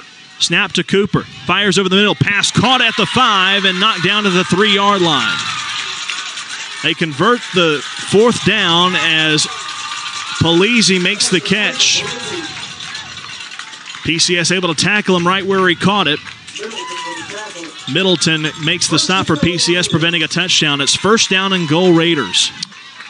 Correct me if I'm wrong, but I believe that's 3 for 3 for Lamar tonight on 4th downs. Recent memory says you're right. Handed off to a man in motion, but PCS tries to sling him down, and they do. An aggressive throwdown back behind the line of scrimmage, behind the 5-yard line, as a receiver came in motion behind the line going right to left. Nothing doing for that young man. Yeah, CJ Buckhalter. You get in his grasp, you're not going to get let go, I can promise you, unless it's in that way where he throws you to the ground. Let's go downstairs to Phil real quick. Well, the one play we hadn't been able to stop all night is that little end cut by the inside receiver. I'd always be looking for that. That guy's been open all day long. Passing defense has been kind of the one thing that slipped up for PCS tonight. Let's see what happens right here. 2nd down and 6 and goal to go. Cooper, bootleg to the right, wants to throw, airs it out for the end zone pass. Caught at the goal line. Do they give him the score? Yes, they do.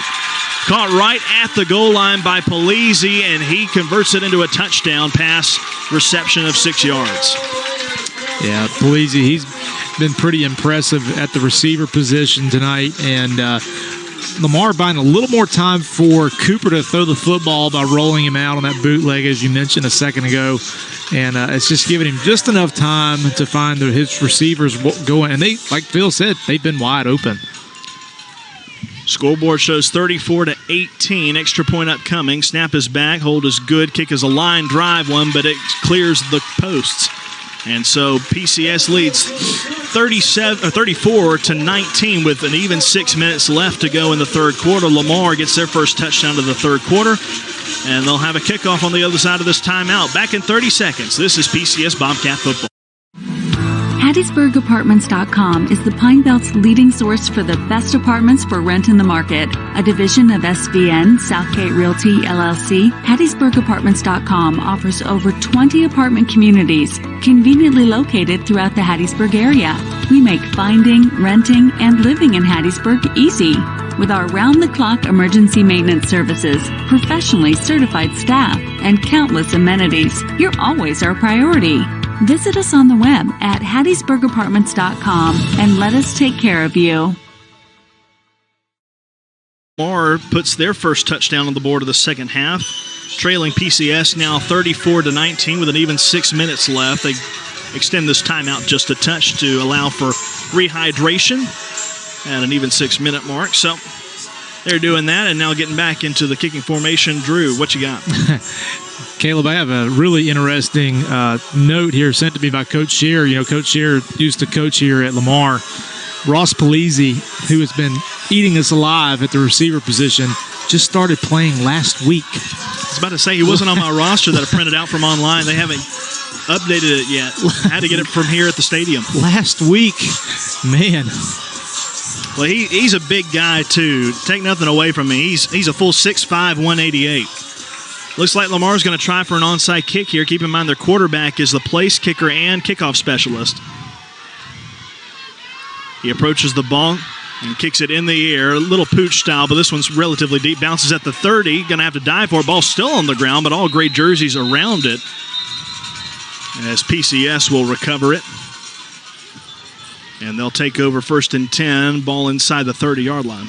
We caught a little bit of a break. Yeah, I agree. We can hear Phil here in our headsets from the sideline. We all believe we're on the same page there. We caught a break there because that ball bounced and hit right by one of their up men, and they should have gotten it.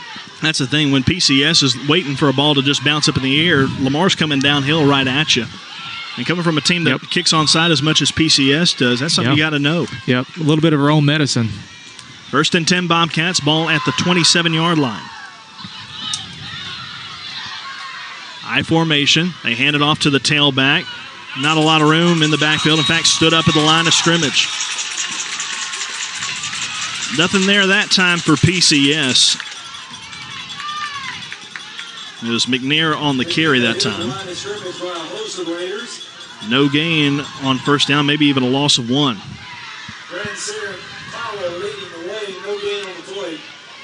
Second down and 11, we'll call it. This game's gotten a little more interesting here, and PCS really needs to string together a drive because Lamar has a lot of momentum going. Difference in scores is 15. They hand it to the fullback straight ahead, and he stood up. Back-to-back runs straight ahead, and nothing doing that time. Jalen Spencer getting the carry on that, Jalen Spencer getting the carry that time. Well, as I was trying to say a second ago, last thing the Bobcats need to do here is go 3 and out because this crowd's very much into the game here at Lamar, and it looks like the Lamar football players are believing right now. No reason not to. You're only down by 15, just 2 scores. I formation again. This time Buckhalter at fullback. Wanted to pass his Randolph. Tries to escape a tackle, and he's thrown down in the backfield. Coach White furious on the sideline. He got thrown down back near the 20. Rancier on the tackle for Lamar. And PCS is going 3 and out on this drive. Just what you said they didn't need to do, Drew. Didn't need to do that. And it's easy for me to sit here and say that, but, it's something's got to happen a little bit because on the offensive end, because they are just selling out on that run every single time. I mean, there are 9-10 guys coming out running back every single play. Snap comes to Stanley. Plenty of time to get this one away. High tight spiral. Bounces at the 45 of Lamar. Takes a PCS roll inside the 35 and rolls all the way down to the 30. Good Nice time punt. of flipping the field for Luke Stanley right there. Absolutely. Really good punt. That's a bright spot right there for PCS. We mentioned earlier that Hartfield, I'm back in last week. Lamar has had a relatively short field on each of their scoring drives, and that trend does not change right there on their last touchdown. They started just behind midfield at the 46. So on their 3 scoring drives tonight, their starting positions were on that last drive, the 46.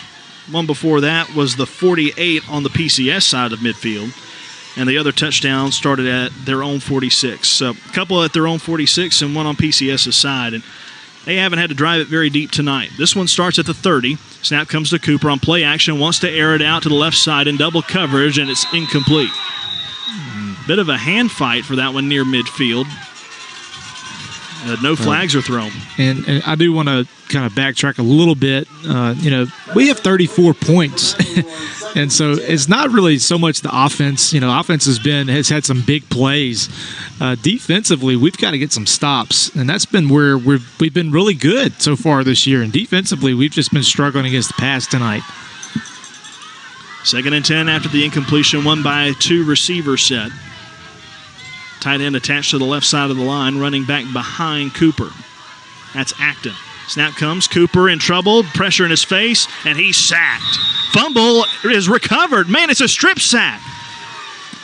Jalen Spencer came through and sacked him and then recovered a fumble as well. Let's go downstairs to Phil. You had a great look at it. That was supposed to be a zone read to the PCS sideline or I don't know, maybe towards their sideline because the running back went the wrong way. And when the kid pulled it out, he was just there and didn't have nobody to give it to. And Jalen, with a tremendous play, just took the ball from him. And Jalen came off the left side of the defense unmolested all the way to the quarterback. Quarterback didn't see him until he finally looked up when Spencer was already in his face. Tried to go ahead and take him down, but got a strip sack out of the deal, and PCS is in business with the ball at the 26-yard line of Lamar. That was incredible. I had no idea what happened. Did you? I mean, I just thought he got sacked, and then all of a sudden the PCS sideline is going crazy. And, I mean, obviously it was a great play on the sack, but Jalen just took it right out of his hands. So the fumble's recovered after the strip sack by Jalen Spencer. PCS in business. Randolph wanting to throw on first down, airs it out, one-on-one coverage toward the end zone. Touchdown! Touchdown, Bobcats.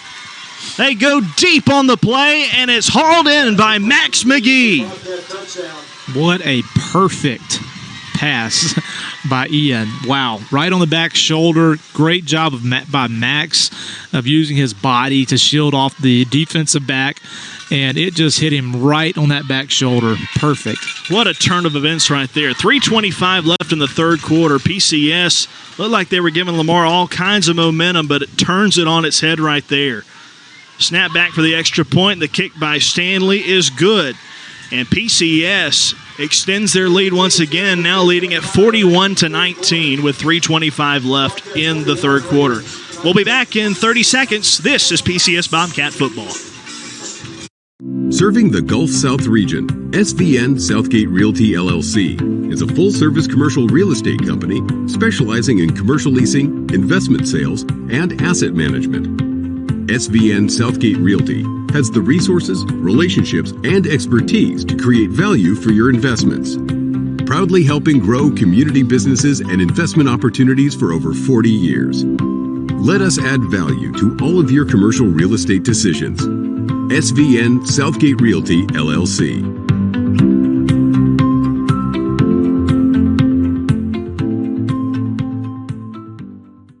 Recovery by Jalen Spencer on the first play from scrimmage on that drive from Lamar. Stanley's going to kick this one deeper, end under end kick. Run up and grabbed at the 13-yard line, angling towards the middle of the field to the 30. Escapes a tackler, 40, 45, 50. The kicker, the last one there to meet him, wraps him up and takes him down on the sideline. Give Stanley credit. But Lamar gets great field position to start this drive at the Bobcat 33. Well, that happened in the first half, and we got lucky, or I wouldn't say lucky, but we made a hustle play, and were able to strip the return man and make him fumble. Not this time, though. That's the second time today that we've given up a really big kickoff return. And again, look at us giving Lamar a short field. Well, it kind of explains why Coach White has elected to go so much into the onside kick department, because of how great of a return game Lamar has had in this game. From the 33, 1st and 10 Lamar. 1-by-2 receiver set. Snap comes belt high to Cooper. Pressure in his face. Gets by it. Gets thrown down. Flag comes in at the end of the play as he's sacked back behind the 35, but let's check the penalty flag. Maybe a hole. They already have checked over to Coach White across the way and said, "You're likely wanting to decline this, aren't you?" And I think he nodded his head. So yeah, that sack's going to stand up. Yeah, CJ came through, and offensive lineman saw he was untouched, just grabbed him right around the neck, and had no other choice just to protect his quarterback. Well, it's actually a 5-yard face mask at the end of the play. Well, I saw a hole. Or a regular face mask, so... I was about to say, if you can't block them, hold them is the old adage. Well, but and first down and 10 just became first down and a mile. Well, and what I saw may have been CJ getting grabbed by the face mask. I knew it was up high. First down and 25 now. Ball all the way back at the 47. Lamar, now all of a sudden, after having a great return, ball at the 33, now have a long way to go on first down. But they can convert big plays. We've seen it tonight. Cooper with a snap. Pressure comes, throws it back to the left, and it's incomplete. Dropped on the ground. He tries to pick it up and act like it was catching a fumble, but that is definitely not the case, as Shirley tried to make an open field catch near the midfield stripe and turned downhill. That was just a desperation throw by Cooper. Had all kinds of pressure in his face. Well, it looked like it was actually designed on that replay where Cooper rolls out to the right, and he's trying to get all the defense to shift to this right side of the field, and he throws back to a receiver on that left side, and just a good job by the defensive line. 1-by-2 receiver set on play action. Cooper fires over the middle. Pass caught at the 35. Gets to the 25 and gets tackled near the first down mark. And, man, you just hear us talking about how they've been able to convert big plays. There's a 25-yarder right there to Polizzi again. Same guy. He has been wide open. Polizzi on that same play. They're going to mark him short of a first down by about a yard and make it third down and a long one. Thought for sure he had a first down right there. Not the case, but they're close to it. And there's not a whole lot of distance between the tip of that football and the end of the chains. And I think they are going to go out there and measure it. Well, no. Oh, no, they do give them a first down. They tell them move. That's why they're moving. First down, Lamar from the 22. One receiver left, two to the right after the 25-yard completion to Polizzi. Gives Lamar a little something to cheer about. Cooper has pressure in his face, dumps it off to the right side, complete to the running back out of the backfield. Gets tackled at the 10-yard line, does Acton. And that should be enough for another first down for Lamar. And it will move the chains. Well, if you look back at previous weeks for Lamar, they have really struggled to put the ball in the end zone. They got shut out by Simpson last week, 30-0. And so it's a little concerning to see them move the ball this well, but I think Polizzi has a lot to do with it. I'm going to go ahead and say this is first down and goal. Ball is already on the 10-yard line. First and goal, they hand it off to Acton, straight ahead, dives up past the 7 to the 6 for a 4-yard gain on first and goal. So he carries it forward, picks up good yardage for Lamar as they're knocking on the door of the end zone right now. This all kind of set up on a good return by Lamar on the kickoff, as we'll have a timeout called by Lamar. So Mac Barnes and company call timeout here on second down and 5 and goal to go. 41-19 the score, PCS leading. We'll take a quick break and be back. This is PCS Bobcat Football. Why travel when you can now receive care locally at Vital Care Infusion Services? We make your treatments painless by providing prescribed IV care in the comfort of your home. We accept most insurance providers, including Medicaid and Medicare. We have registered pharmacists and skilled nurses that can provide treatments for antibiotic therapy, nutrition support, immune deficiency, as well as many other conditions. That's why we're here locally, for convenience and personable care, and that's what you'll receive from Vital Care Infusion Services. Call us today to schedule your in-home infusion appointment. Well, plays out of timeouts have been pretty successful for Lamar tonight. They've also converted, as Drew pointed out earlier, I think 3 out of 3 fourth downs tonight. And so they are not shy when it comes to gambling with the football. But here it's second down and about 5 or 6. The end of the chains is basically touching the pylon, and I'm not sure why they have the chains out there. There may be just an inch between the two. One receiver left, 2 to the right. Hard count as the quarterback looks to the sideline. May have been a hard count trying to get PCS to jump. Snap comes, handoff to Acton, straight ahead, and he is tackled immediately at the line of scrimmage by Russ Middleton. Yeah, Russ Middleton's been everywhere tonight. He's had a couple of big hits right around the goal line. One time he had a big hit in the end zone. I think it was on that 2-point conversion to jar the ball loose. And he's been doing a really good job at that linebacker position tonight. Clock approaching the 1-minute mark here in the third quarter. PCS leading 41-19. Lamar knocking on the door here at the 5-yard line of PCS. It's third down. 5 to go and goal to go. 1-by-2 receiver set. Snap comes. Play fake. Fire to the right side. Pass broken up. Incomplete. Tried to fire it on a slant across the middle. Again, looking for Polizzi. And it comes up empty there.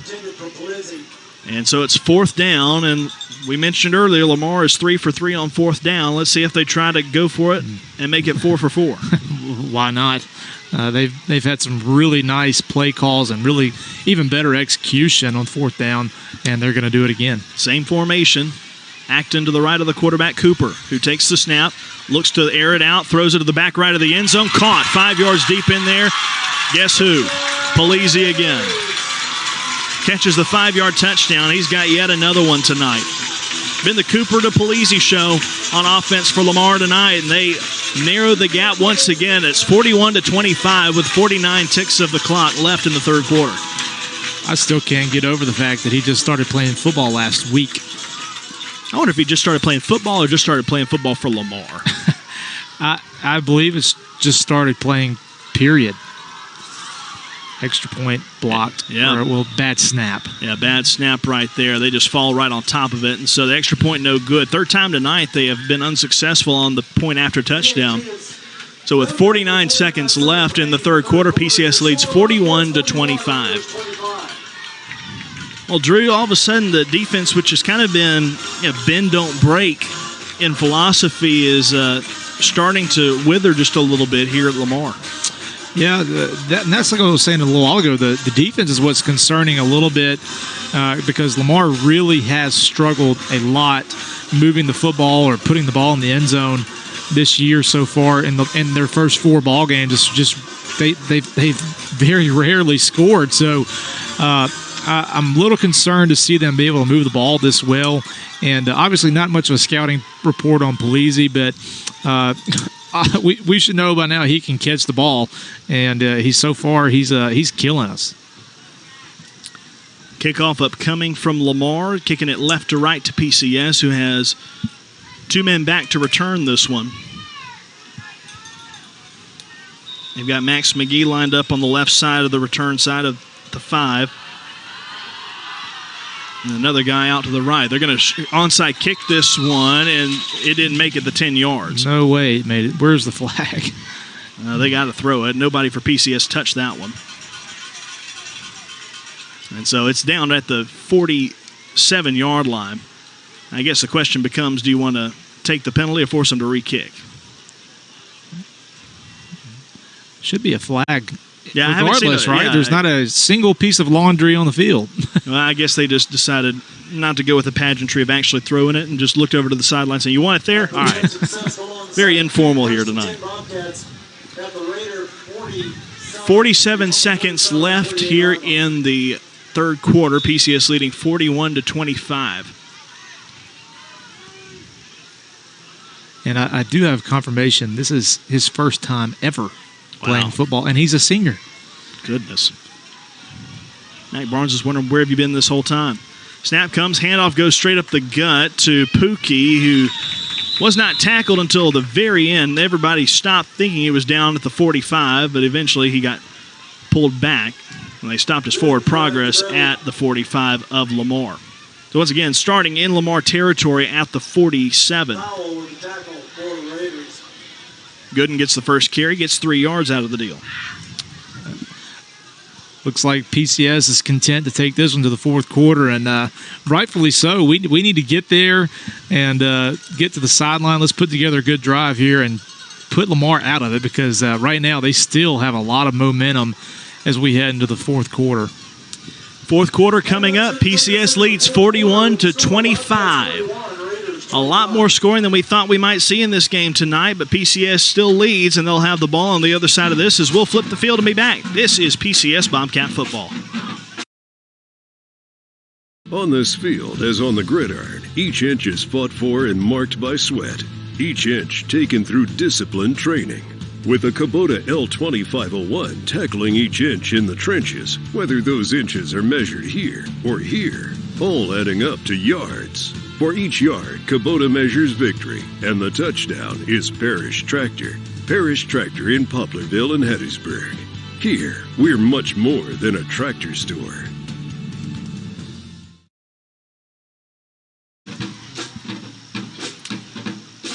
(41-25) as the final 12 minutes have been put on the clock here for the fourth and final quarter of regulation. PCS with a short field to start this drive. Started at the 48.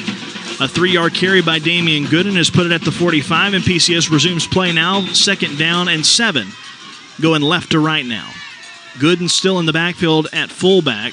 Briggs Summerall dotting the I. Summerall gets the carry. Knifes off right tackle. Gets stood up at the line and falls forward for about a yard on the gain. And that brings up a 3rd down and 6 for PCS.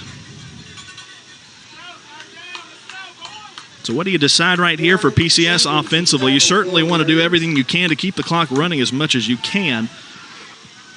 The good news is for PCS, although it's technically a 2-possession game, difference of 16 points, they have not been very successful on points after touchdown tonight. On 3rd down, Randolph wants to throw, looks back to his right, passes to Tate Little, broken up. Would have been enough for a 1st down, hit him in the hands, but he got bodied in the back. That jarred the ball loose, nearly a chance at an interception had the defensive backs had their heads up. But incompletion, falls to the turf, and it brings up 4th down. And this is a chance now for Luke Stanley to really pin Lamar deep. Yeah, that hurts, but not as bad as it could have hurt, because not only did we not drop it, but it was just floating. Did we drop it? It was just floating there for Lamar to get an interception right around the 40-yard line, which would have been a huge momentum play. From the 45-yard line, PCS on the Lamar side already. And prior to snapping this ball and punting it away, PCS is going to go ahead and call a timeout. I don't think this is the same type of scenario we're looking at where PCS faked a punt earlier tonight. Stanley's already got a couple of those to his credit this season. And scenario-wise, I feel like a botched fake punt would be just too much to send Lamar in with momentum right here, down only 16. I agree. I don't see us doing the same thing unless we had one called in that scenario, just seeing how Lamar set up. And maybe they had punt safe on, and so maybe now we take the timeout and we actually punt it. I think, like you said, just too big of a risk to possibly botch a fake punt here and give them great field position and a lot more momentum. Landon McElroy's a return man, stands behind the 10-yard line in the middle of the field, waiting for the punt off the foot of Luke Stanley. We'll see how good his punting skills are from this spot in territory. Don't see this one very often. Snap comes, it's a little high, gets this one away. High, tight spiral, grabbed at the 8-yard line. PCS immediately meets him there and bodies him back behind the 15-yard line.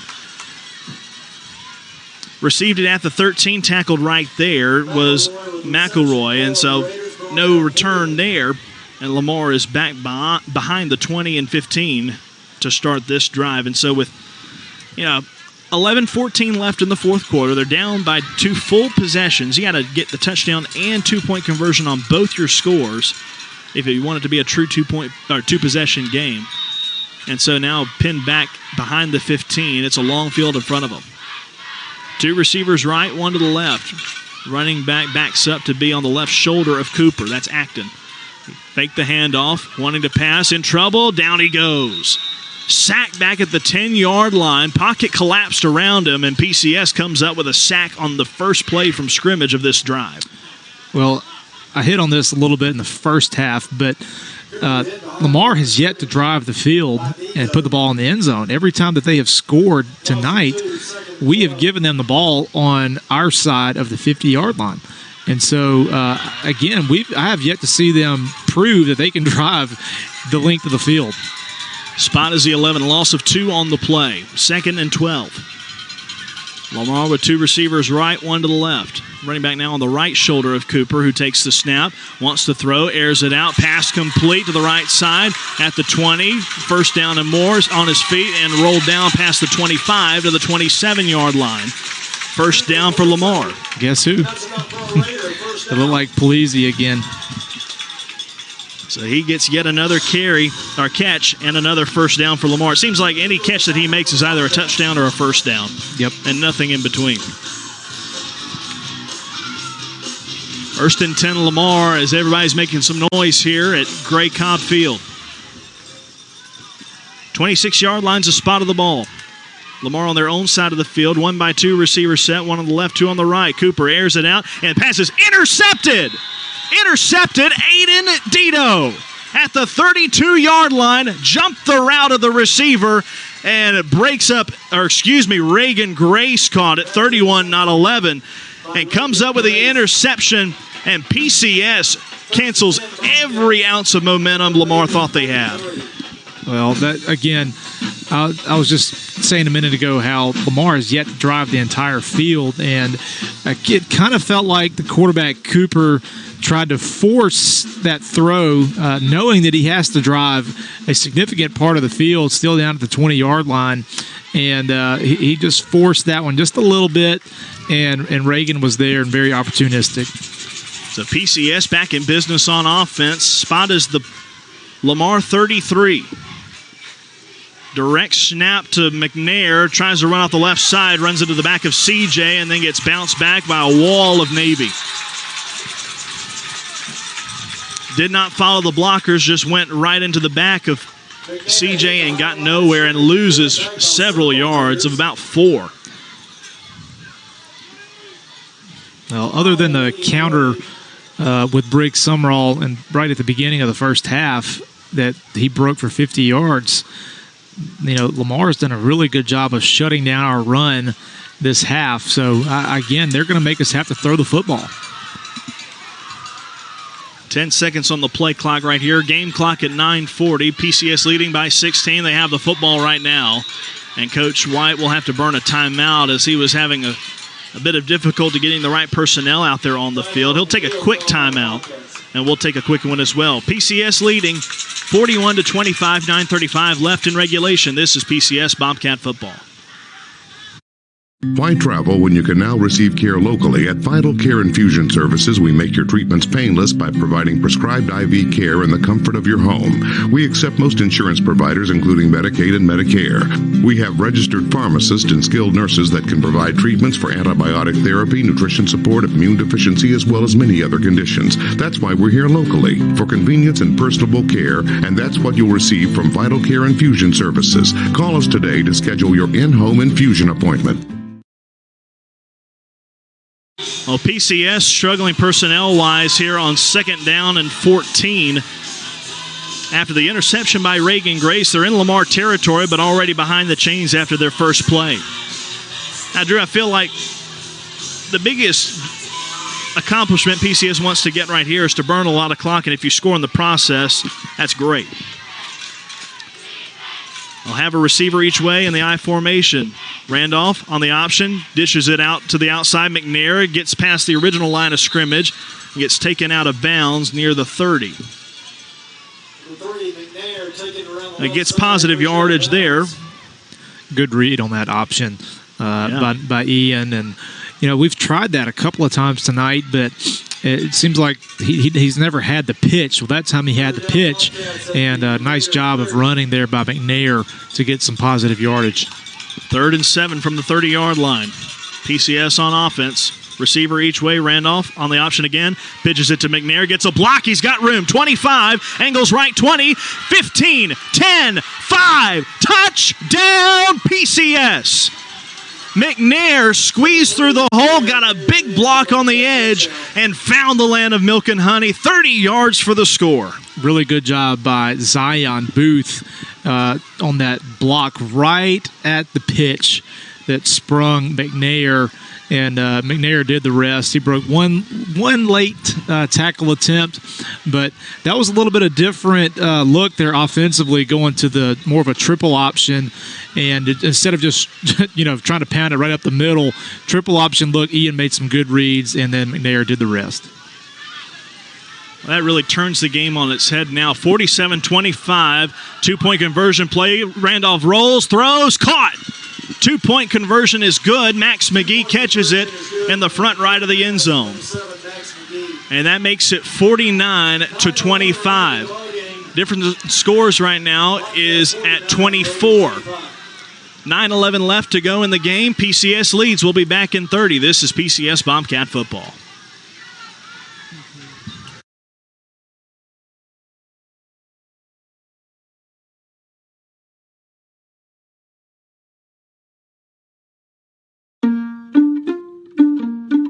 My name is Nathan, and this is my Chick-fil-A success story.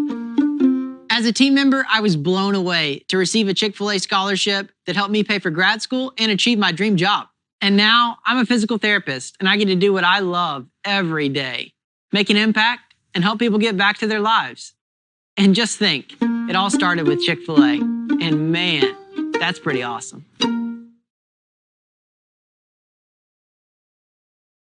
Good. 49-25, Bobcats leading. Trying to end every edge of momentum that Lamar had. Kick is away. Mid-range kick, bounces at the 25, takes a high bounce. Finally grabbed there, PCS in pursuit. Tackle him on the spot at the 24. And that's about as good of a kick as you can ask for out of Luke Stanley. No return and deep in Lamar territory. Well, it's much better than some of the other kickoffs that we've had tonight, where Lamar has ran it all the way back down to our 30-yard line. And so, again, a long field for Lamar. They haven't done it. They have not driven an entire field tonight. Spot is a 25 to start this drive. Snap comes to Cooper. He hands it off to Acton, running left, looking for a block. Tries to find the outside. He's wrapped up by Aiden Dido and brought down after a short gain out to the 28-yard line. Gain of 3 on first down as Acton picks up those 3 yards, and it brings up 2nd and 7. Well, we like plays like that when we're ahead 24 points in the fourth quarter. The clock is just ticking, and Lamar doesn't really seem to be in too big of a hurry. Well, my mind immediately jumps to where is Polizzi, and he's lined up as the inside receiver on the right side. He's the point of the triangle of receivers, the middleman. Running back move to the left shoulder of Cooper, takes a snap, hands it off to Acton, running left, and Dido wraps him around the waist. A couple Bobcats are with him, but he goes forward, takes the tacklers with him out to the 35, and that may be enough for a first down. It is. He did not give up on the play, and he ends up converting, I believe. It'll depend on the spot, though.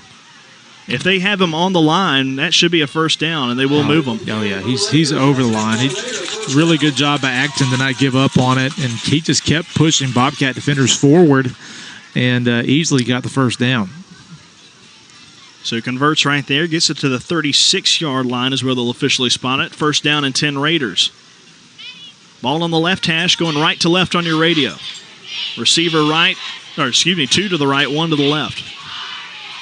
Snap comes, Cooper wants to throw, looks left, pumps once, now airs it out down the left side. Receiver out of bounds, trying to run down the sideline. Couldn't have been the first one to touch it anyway, and it's incomplete into the bench. Yeah, Reagan Grace had that one he was watching that one the entire time, and he was really licking his chops there. He thought he was going to get his second interception of the night, but really well covered there on the outside by 25. That's Brooks Wells for the Bobcats.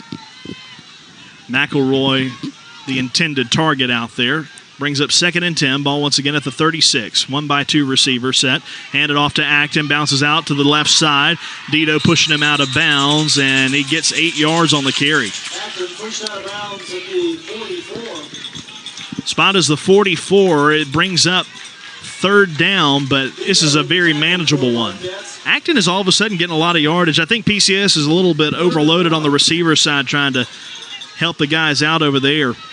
And it's opening up a little bit of room out on the left side. Yeah, and rightfully so with how much success they've had passing the football on that side of the field. Snap comes, handoff to Acton. Goes to the left again, gets to the 45. Stop right there, but I think he's got enough for the first down. Yeah, I'm looking right down the line. He's got a first down, just barely, about half a yard, but it's a first down. Yep, Acton picks up 2 yards. That's all he needed. Only needed about 1.5, and so they'll move the chains out to the 46-yard line. Lamar still on their side of the field. Remember, they started this drive back at their own 25. So a 3rd down conversion gives them 1st and 10. Boy, the stadium is starting to shake. Everybody jumping up from that student section down to our right. Play action fake, wanted to air it out, looking for it all down the middle. Pass is overthrown, incomplete. Looking down the middle, not Polisi that time. May have been McBrayer downfield, but pass is incomplete. I could see it off the hand of Cooper that was just had a little too much mustard on that one. Yeah, McBrayer actually had a step or two on our defensive backfield there, and if he had been able to get a good pass from Cooper, then he might have had a chance at that one. Incompletion stops the clock, makes it 2nd down and 10. Clock shows 7:03 with PCS leading 49-25. It's a 24-point game right now, so 3 possessions. And they don't have to involve 2-point conversions. And there was movement right there at the line. Well, it may have been a delay of game either. I thought I saw movement and a delay of game. They're going to call it illegal substitution. Oh, okay. He only put one hand across his chest. Evidently, that's his new sign for delay of game. So they'll mark him back 5 yards and start on 2nd down and 15 now. Happened right as the play clock hit 0, right as soon as Acton went in motion. And everything happened at the same time. Caleb, I don't know if Mac Barnes has been on the sideline the entire game. I think he's coached from the field the whole time. Play action fake for Cooper. Pressure comes. He gets away from it. Just throws it out to the right side. Incomplete. Had a receiver had to come back toward the ball to avoid an intentional grounding call. If he would have kept going on his vertical route, would have been grounding. But instead he throws it into the PCS bench near the 1st down marker. It's incomplete, and it brings up 3rd and 15. Hey, when you're a legend, you can do what you want, I think. I mean, he's all the way out almost to the numbers. Tell you, he's a good 5 yards on the field right now. I tell you, he rules that field down there. It's impressive to watch what he does. No headset, nothing. He's just doing it all by himself. I thought I saw a headset. No, I guess it's just a stripe on his hat.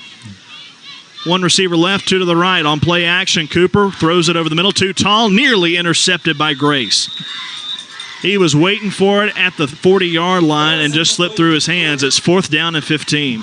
Yeah, in fact, Brooks Wells may have actually kept him from intercepting that one. Brooks did such a great job defending that he had a chance to get the interception himself. And when he jumped in front of the ball, it actually... Heat timeout has concluded. PCS with a 2nd down. We'll call it 6. 4-yard gain for Briggs Summerall on 1st down from the 5. Brings it out to the 9-yard line after a great punt from the quarterback/punter, Zager Cooper. pin PCS deep in their own territory, but the problem for Lamar is PCS has the clock in their favor. Just under 6 minutes remaining, and if PCS can get a first down here, they can burn a whole lot more clock. Clock runs now as we resume play. Snap comes, handoff goes to the tailback. Summerall tries to get it out, stretch it out to the left side. He's got room, first down and more to the 20. And there's flags everywhere as he's pushed out of bounds. Flags back at the line of scrimmage. And this is more than likely going to be holding against PCS. A lot of people on this home side clapping at the side of it, saying we have been asking for that for a while. Well, the bad news is that long run by Summerall is negated. The plus side is PCS gets another down, and all that clock comes off. So it's at 5:35 right now, and they'll get a chance to run another play. Mac Barnes is talking to this near side official right now. I don't think it's about declining the penalty. I think it's more so about asking him to see something that should be called that hasn't been called. However you want to draw it up, PCS is backed up now behind the original line of scrimmage on this drive, back to the 4. So 2nd and 11.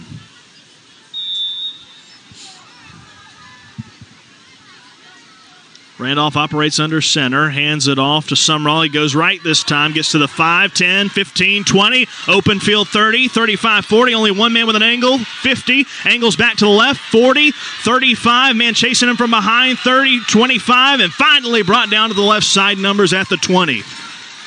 Summerall just ran and ran and ran some more. Caleb, I don't know who was getting more tired on that call there, you or Summerall. It just kept going and going and going. And he probably ran 120 yards on that one run because he ran all the way down the sideline and then all the way across to almost the other sideline.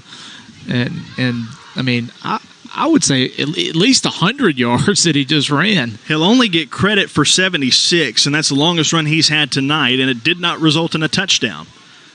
Started at the 4-yard line, made it all the way to the 20 in Lamar territory, and they have a Raider down right now back at the at the Raider 45. Man down right now is Christian Chambers.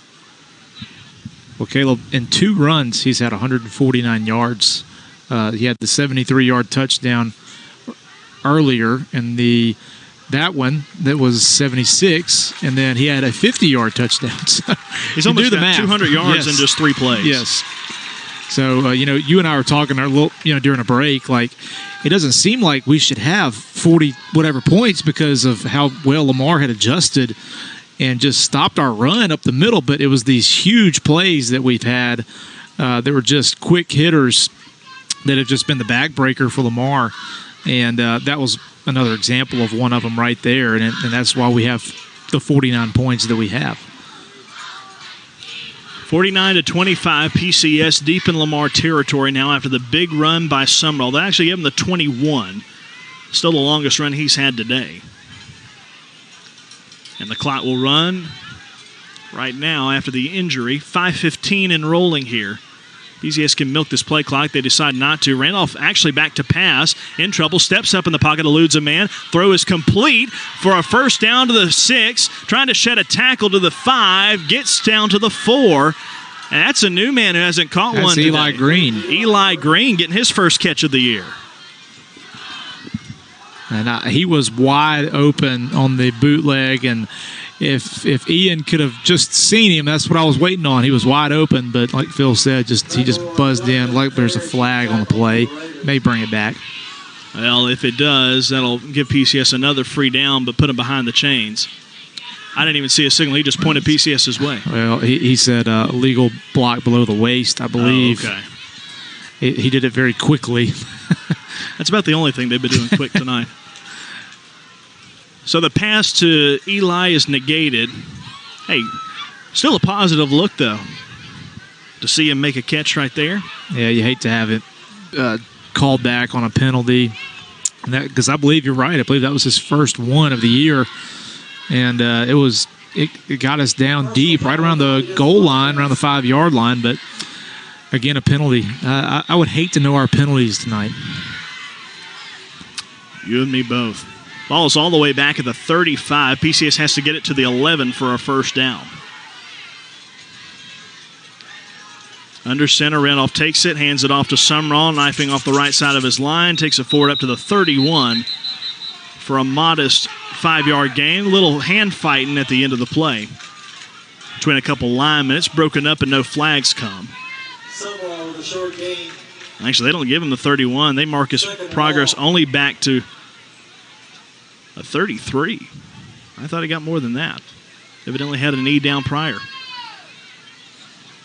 2nd down and 24, we'll call it. That's just a rough estimation using the eyes. And PCS will take their time. 13 on the play clock as they finally break huddle.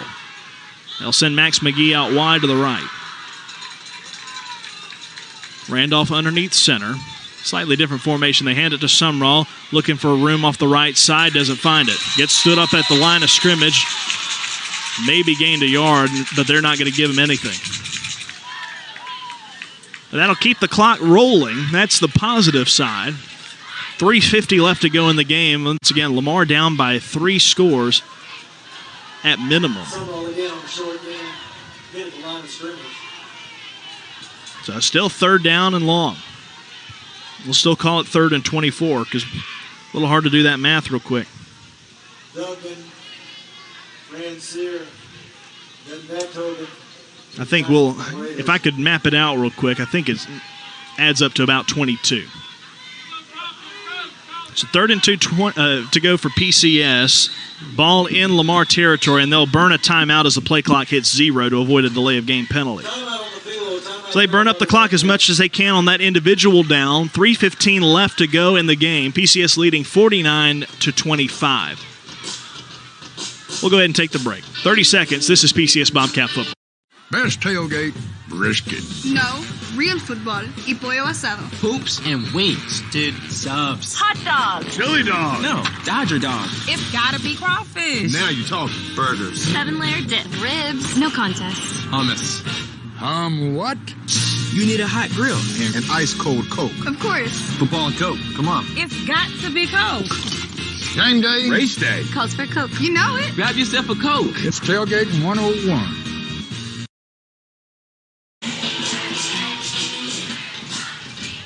PCS ahead by 24. Would take 3 touchdowns and 3 2-point conversions just to tie this game. And PCS, though, has been sloppy a number of times tonight. Looks like they're going to escape Meridian with a win tonight, even though it hasn't been pretty. Still got 3 minutes and change left to go in this game. PCS has a 3rd down and 22. Ball is at the 33. Got to get it to the 11 for a 1st down. Ian Randolph under center, has a receiver each way. Takes the snap, fakes the handoff to McNair, throws back to his left, complete to McGee in the backfield at the 35, races downfield, 20, 15, 10, he might go. Touchdown! Well, Caleb, call that the Max McGee play because that is the same play, if you remember back to when we played at Simpson, that we scored a touchdown on, the only touchdown we scored of that game. Somebody is injured on the sideline on that play. That's for Lamar, number 25, J.P. Powell. And he's well away from the field. He's a good 10 yards away from the back left of the end zone, out near the fence. I wonder if he made a collision with the chain link fence over there and got knocked down. Phil, you got a good look down there. What do you think may be ailing him? Well, he was the last guy that had a chance to get Max there on that play, and looked like as he was going out of bounds after he missed him, he kind of either hyperextended his knee or stretched his hamstring, something like that. They're checking on him right now. Gotcha. Well, thoughts and prayers go to him as he gets back up here in just a second. And boy, give credit though to Max McGee on a 33-yard touchdown reception. And he did it all with his legs right there. Caught that one behind the line of scrimmage, and he's that's reflective of his first touchdown of the year this year. Yep, that's the exact same play. Not sure why my memory is. it just sticks out because it is probably because it's so well designed. Where again you roll out to the right, you have the quarterback looking the other side of the field, and you stop and you throw back kind of against the grain there. And it's just a really good play call for a defense against the defense that's being very aggressive and trying to get the football back. Lamar may have a Polizzi, but we'll raise you a Max McGee. A couple of good touchdown receptions from him tonight, as well as a 2-point conversion catch. And he does it all. He'll hold it right here for the extra point. And the kick is good by Stanley. 56 to 25 with under 3 minutes to go. And PCS will kick off to Lamar when play resumes. That touchdown brought to you by Prestige Insurance Agency. We'll be back in 30 seconds. This is Bobcat Football. On this field, as on the gridiron, each inch is fought for and marked by sweat. Each inch taken through disciplined training. With a Kubota L2501 tackling each inch in the trenches, whether those inches are measured here or here, all adding up to yards. For each yard, Kubota measures victory, and the touchdown is Parrish Tractor. Parrish Tractor in Poplarville and Hattiesburg. Here, we're much more than a tractor store.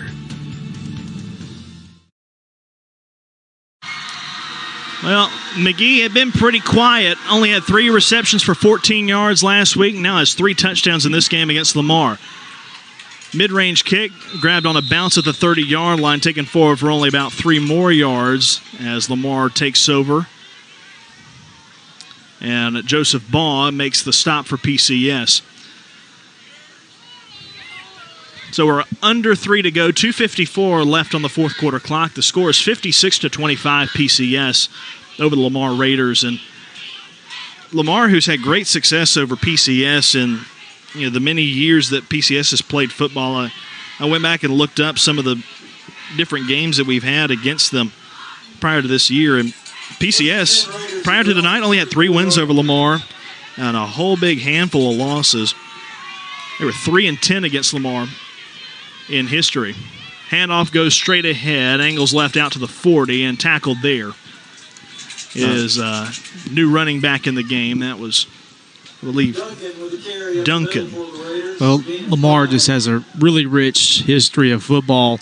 A lot of it because of the man on the sidelines right now, Mac Barnes, and you just don't see a 0-5 Lamar team very often. 2nd and 5, handoff goes straight ahead. Again, it's Dungan who takes it across the 45 for a first down to the 46, where he's tackled by PCS.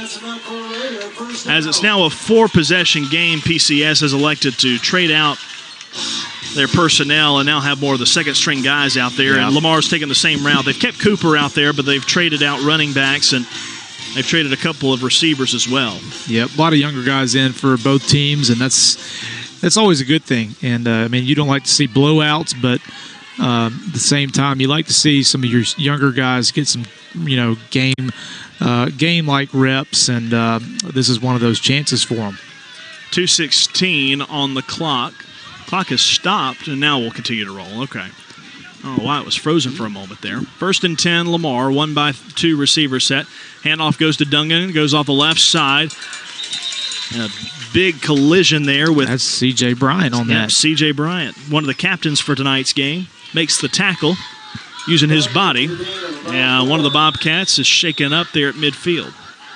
Immediately, Mac Barnes and company go out there to check on him before Megan Cook can make the long run across the field. Yeah, Megan's been kind of busy here the past couple minutes, unfortunately. It's not a good thing when she's busy. Yeah, it's always on the opposite side of where your trainer is, too, isn't it? Yep. Still haven't gotten a number. Coach Barnes is kind of right in the way of our view. Yeah, right now he's face down, but on his knees, as Megan is down there talking to him. And that is 42 for PCS. That is Matthew Bonner. He gets back to his feet, and he'll walk alongside Megan Cook back to the sideline. There he goes. I think he got a blow kind of low just to keep it G-rated, and I think that's all that was. Very painful, but hopefully he's fine. Well, back to football, 2nd down and 6. There's a snap to Cooper. He hands it off to Dungan. Off the left side, plunges forward. He's got a little room to the 40. Ball pops out. It's on the ground. Scrum for it. Still fighting for it. And now around the 30, we'll see who comes up with it. PCS not signaling they've got it.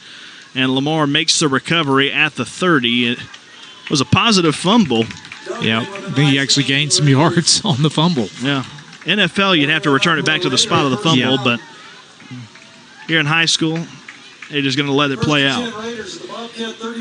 It's at the Bobcat 31-yard line. Good rush by Dungan right there. It brings up 1st and 10, ball in Bobcat territory. 1:33 on the clock and rolling here. After they've spotted the football, one receiver left and two to the right. Snap comes on play action. Cooper wants to throw. Airs it out, looking for a wide open man down the left side, and just overthrows his intended target. Was looking for Lawson Goodman, a junior wide receiver. He stands at 6'2". If he was 6'5", maybe could have gotten the fingertips on it. Yeah, he had beaten our defensive back down that left sideline, and he was wide open. Really, actually a very nice pass, just out of the reach of him. I tell you, I really do like Cooper at quarterback for Lamar, though. Clock stops, now resumes on the snap. They'll hand it off, running left side to the 30, and stood up there. New running back that time. As or it is Dungan again. No, that's not Dungan that time. That's Trip Morrow. That's 12, not 21. So the clock will run on 3rd down. 53 seconds left. This game may be just one snap away from being over, barring an incompletion or a run out of bounds. They'll put 3 receivers on the right side of the formation, running back to the left of Cooper. Cooper takes the snap, hands the ball off again to Morrow, running right. He gets some room out to the 20. Sheds an ankle tackle near the 10, gets to the 5, angles left, and scores. A second-string touchdown from Trip Morrow, the sophomore wide receiver playing at running back. Here in the late moments of the ball game, scores a touchdown with 29.2 remaining and makes it 56-31. I think he broke about 5 tackles along the way, like kind of like a ping pong ball, just bouncing off every defender that he touched. And nice touchdown run there for a young guy. Well, I covered my bases on just about everything. The clock would not stop unless it was incomplete or out of bounds. I forgot about a touchdown. Extra point is up by Cooper. He booms that one through. And that's a made extra point, which makes the score 56-32 with 29.2 remaining. Hold it right here. Lamar scores for the first time in quite a while. In fact, I think that's their first score of the 4th quarter. Yeah, I believe the Bobcats did a better job this quarter. Obviously, number one, pinning Lamar deeper into their own territory and making them have to really work to advance the ball down the field. And secondly, the Bobcat offense did a great job of moving the football and keeping it away from the Lamar offense. So much better job this quarter, defensively, offensively, just as a whole. So Lamar will kick off to PCS, and the Bobcats can run out the clock here with just 29 2/10 of a second left in this game. Barring a wild play to end it, should end at 56-32. But I'll take anything away from this game. There's no telling who may score with 29 seconds left. Cooper has it teed up in the middle of the 40. Measures off his steps back to the 35-yard line. Whistle sounds. A couple guys up front are looking like they're ready to maybe receive an onside kick. Cooper approaches it. Will kick it mid-range depth. Fair catch signal for and taken at the 27 by PCS and Eli McNair. So McNair calls for the fair catch. No time comes off the clock. Shouldn't have come off the clock. They took some off anyway. 27 seconds left in this game, and PCS can just take a knee and have it over.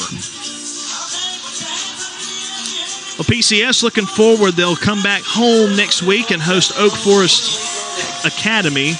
It'll be homecoming, everybody's favorite time of year. And hopefully we'll have decent weather. It seems like every time we have homecoming, it wants to rain on us. you can take that to Vegas and bet that it's going to rain on homecoming at PCS. I've only officially done this full-time now. This is my second year, but I filled in for David Sutton a while back when Oak Forest was the game for homecoming. It even rained then. Snap comes, a knee is taken, and the clock will wind. Mac Barnes is already out to the numbers, going across the way looking for Coach White as the teams will part ways at the line of scrimmage, and that will be the final play of the game. PCS wins this one tonight, 56, Raiders 32. Again, Bobcats 56, Raiders 32. PCS improves to 4-1 on the season.